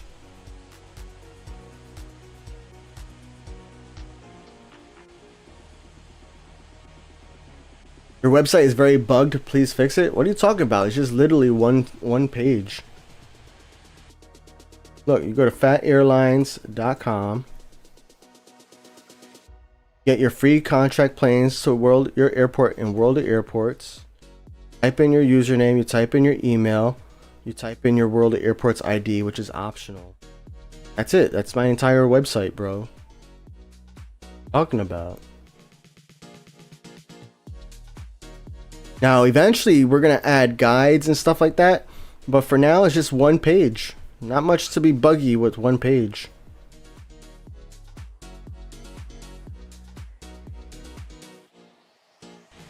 What's up, GoNav? Welcome back. Raptor hopes they add the A333P2F in the next update since they're doing the A330s. It sounds like they're doing a lot more of the cargo planes with a bigger cargo update. So I'm not sure if I mean it could be possible that we see them, but it sounds like what's more possible is that you'll see that with the larger cargo update. Are you willing to need a small plane still at LHR since you have too many E and F planes? Yeah, bro. I take all planes at LHR. What I end up doing is I end up changing my approach manager. So when I'm spending an hour or two at the game in this airport, I keep F, E, and D as my top sizes. And then what ends up happening is because I handle a lot of those F, E, and D planes, then a lot of the D, C, and B planes start coming in after that the first one or two cycles of handling the largest planes. After I notice a long time of me not handling those smaller planes, then what I do is I actually turn off the arrival sequence. That way the planes land in the order that they were assigned, right? And that's assigned by the delivery manager. The delivery manager will assign favorite airplanes first, with my airplanes, then other players' planes, and then other airlines. And then in each of those, it'll assign G, F, E in that order. So what ends up happening is because certain airplanes have been waiting longer for landing than other airplanes, when I turn off this arrival sequence, I start to get a lot more B and C planes landing because those planes have been waiting to land a lot longer than some of those larger E and F planes. So yeah, I still handle the small planes. We just have the bigger planes are usually on priority because usually I'm not spending like 30 minutes at LHR. Usually I'm spending like 3 or 4 hours at LHR. So I'm handling all those planes. Even right now though, I mean I don't even have that many planes coming back. There's only 32 coming back. So like, and a lot of them are larger size. I mean, I could be also biased because, you know, the smaller planes are going to get there pretty quickly. It's completely unusable at Android. Well, get an iPhone, man.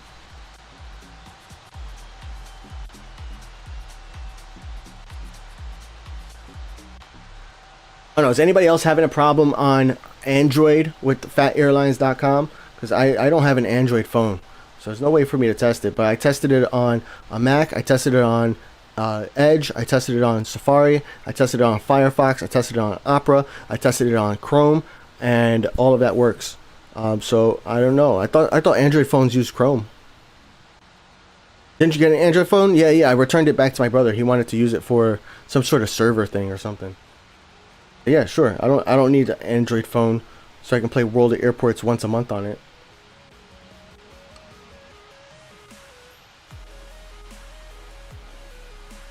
Jack, you want an E or F planes to BKK? Nice. Make a contract board post too. There's plenty of people on the Phat Airlines Discord that have access to these larger sizes.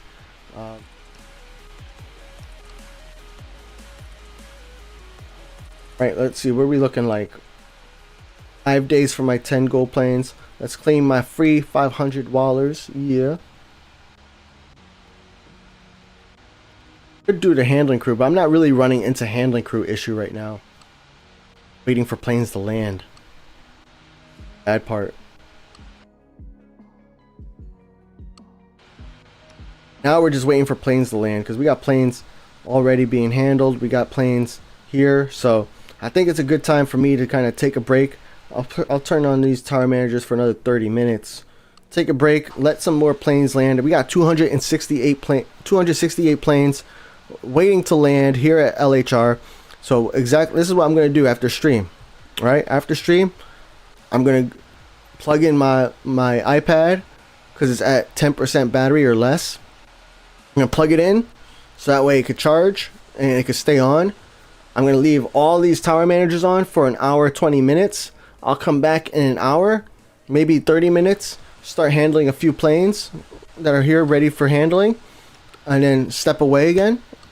Maybe extend the tower managers, but essentially every time I come back to the game, which is like every 30 minutes or so, I'll have another batch of planes I can handle all at once.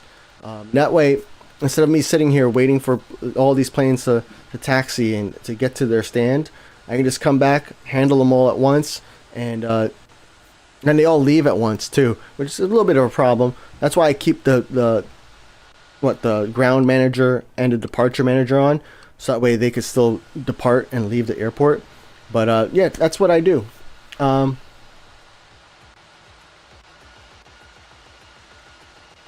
says they're on Android all fine. Thank you for confirming. Yoda says they have a OnePlus 13. Nice. Website loaded fine on Mike's Pixel. Android works for it's fine. Yeah, it sounds like that guy needs an iPhone. That's what it sounds like to me. Jack said, right now I don't expand my airport. I'm trying to get more money, more levels, and max out the gates of the building, which give you for free when you start at. I don't know if I would tell you to max out the gates, man. I would tell you to unlock new gates, but mainly because when you unlock new gates, that's when you get more handling crew and more contract capacity. When you upgrade your existing gates, you don't get new handling crew and you don't get new contract capacity. So yeah, you're paying a little bit more for it, but you also get new contract capacity and new handling crew. And then the more handling crew you have, the more planes you can handle at once. So it kind of like helps to unlock new stands instead of upgrading the stands you already have. And then like, but I mean, you take a look at what you're doing, and you know, maybe even post a picture. It sounds like you're on Discord now. You know, maybe, you know, share some screenshots and we can give you advice. When I was at HKG, you have zero cargo fleet purchases. What should I buy? So if you don't have any cargo planes, I think the 77 LF is probably the best one to buy. The only problem with that one is that like you can't use it in all your airports. Like you can't use it at Bari, you can't use it at Innsbruck. I don't think can you use it at St. Martin? I don't think you could use it at St. Martin either. So that's one of the problems with that plane is like you're gonna unlock a plane that you can't use everywhere. I haven't really played too much with the D cargo planes like the MD-11F or the B763F. But I feel like they're pretty decent planes. But I can't speak to them immediately. I'm still doing like my research on that. You know, the 738F is a great C cargo plane. And then for the A planes, or sorry, for the B planes, I still have to figure that out too. Yeah, for my which airplane to buy, there's a lot of things I have to kind of keep in mind. It's not just about like which one has the most range and which one has the most profits. It's like also like which destinations they can go to. Because just because they have range doesn't mean they can go to all the destinations. So it's a lot more than just looking at a spreadsheet and picking one. So I have to kind of go through it. Longest stream, probably the longest stream this year.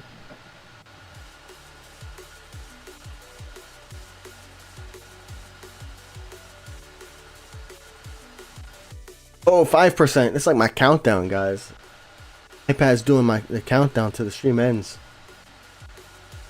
Do you think that World of Airports would add longer approaches for arrivals? I don't know what you mean. Which aircraft gives more XP? So the larger the plane is, the more XP it gives you. And also cargo variants of the same plane give you more XP.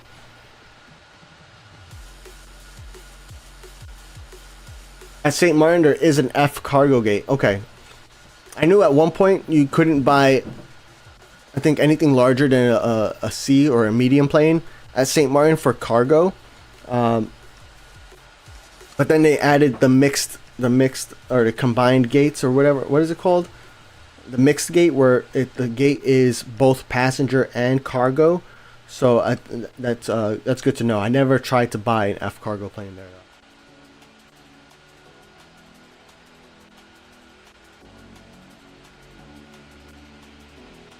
Phat Airlines, how have you got nearly 2011 contracts?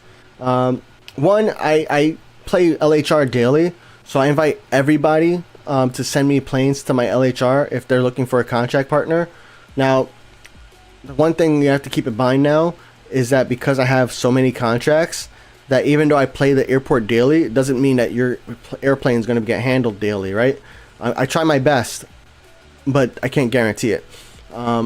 And I also buy extra contract capacity using silver planes every 48 hours as often as I can. You know, that costs silver planes. I think it's like 2,500 silver planes and 1,000 silver planes to get the 4 extra silver planes every 48 hours.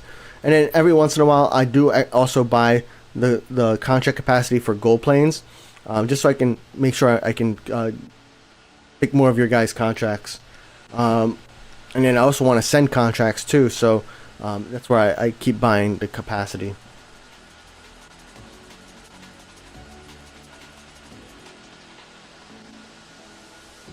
Drexy, you got 58 contracts at LHR. You got to buy more stands. Buy more stands, and you can do it. You can get more contracts. I think LHR has like, hold on, spreadsheet open. Yeah, once you like max out LHR,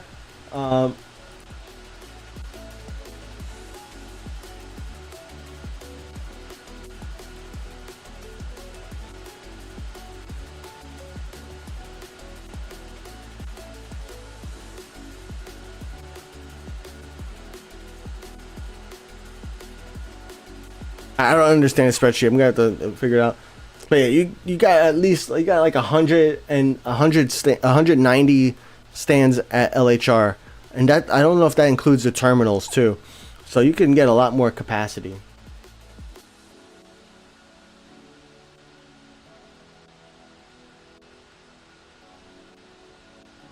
Just because we have F cargo gates doesn't mean you need to buy a bunch of F cargo planes. That's true. I mean, see, look at the pain that a lot of people are having at Innsbruck with a bunch of D planes. They're old 752s used to be a medium plane, so they could handle it everywhere, and that became a D plane, and now they can only handle it in one spot. So much pain. Don't go through that pain unless you're ready for it. But I mean, you're also sharing that F plane stand at St. Martin with your passenger F planes, your A380s, your 748s.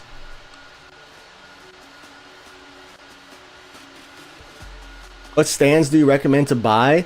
I mean, it doesn't really make a difference, but like what I do now is I just buy the A stand, right? If A stand costs $2,000.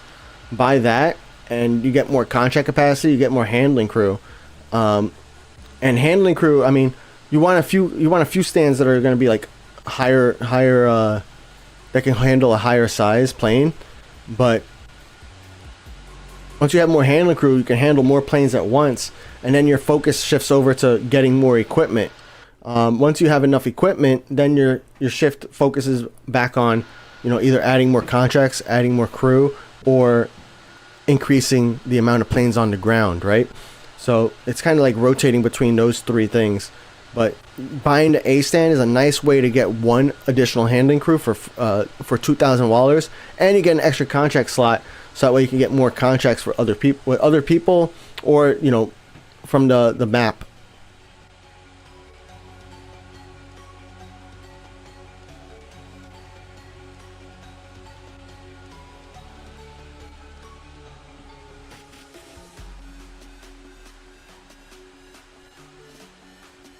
All right, peace out, Yoda. Thanks for hopping in, man.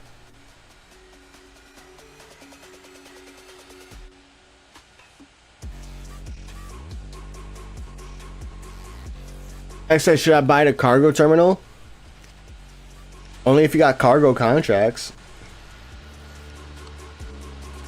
Really that simple. At BKK and a lot of these other airports, like maybe like Hong Kong and Leipzig are like the two exceptions where you want to get the cargo terminal like as soon as possible.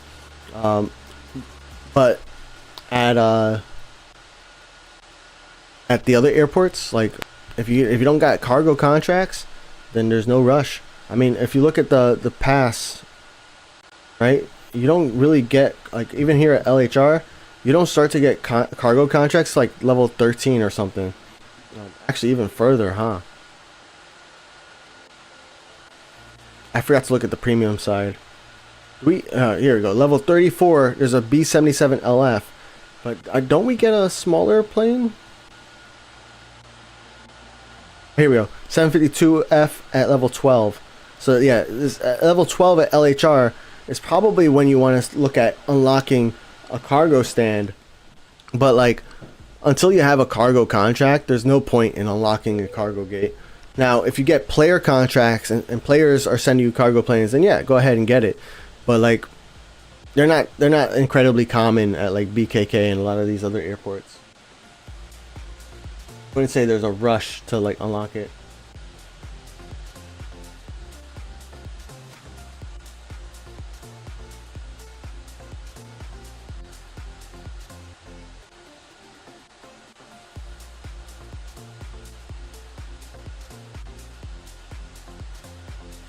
Hammy said they had a bunch of contracts at Innsbruck that were at 10 out of 10 and you sold all of them. Oh my gosh, yeah. That's rough.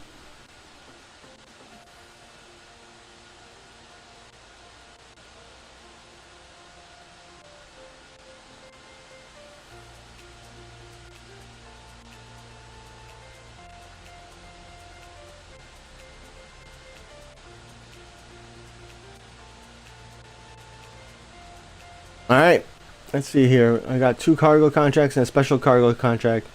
Nice. Don't have to worry about the special one too much, but yeah, I mean, you do you. I would say, with only 1 contract though, it's not like super urgent, you know. Ultra said, imagine the actual exchange rate was 2,000 wallets for crew and slots. That'd be awesome. Overpowered.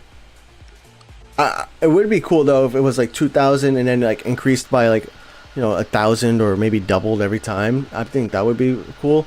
But like ultimately, I don't know. I have a lot different points of views than a lot of you when it comes to spending gold planes and other currency on things in the game.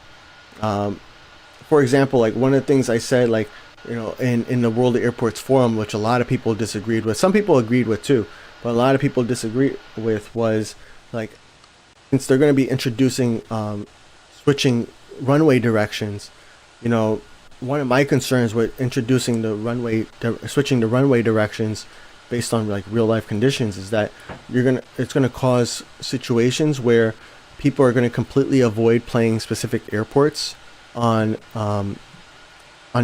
days or during times where the runway is not ideal. So my solution, oh yeah, it's almost 3, I gotta leave. My solution was to, like, you know, have an option where they could pay silver planes to like swap a direction. It had to be kind of expensive in silver planes, but yeah, a lot of people didn't like that. So I got a lot of different point of view when it comes to that, but we'll see. Arian spent 7 million wallets to buy E and F planes at LHR. Nice.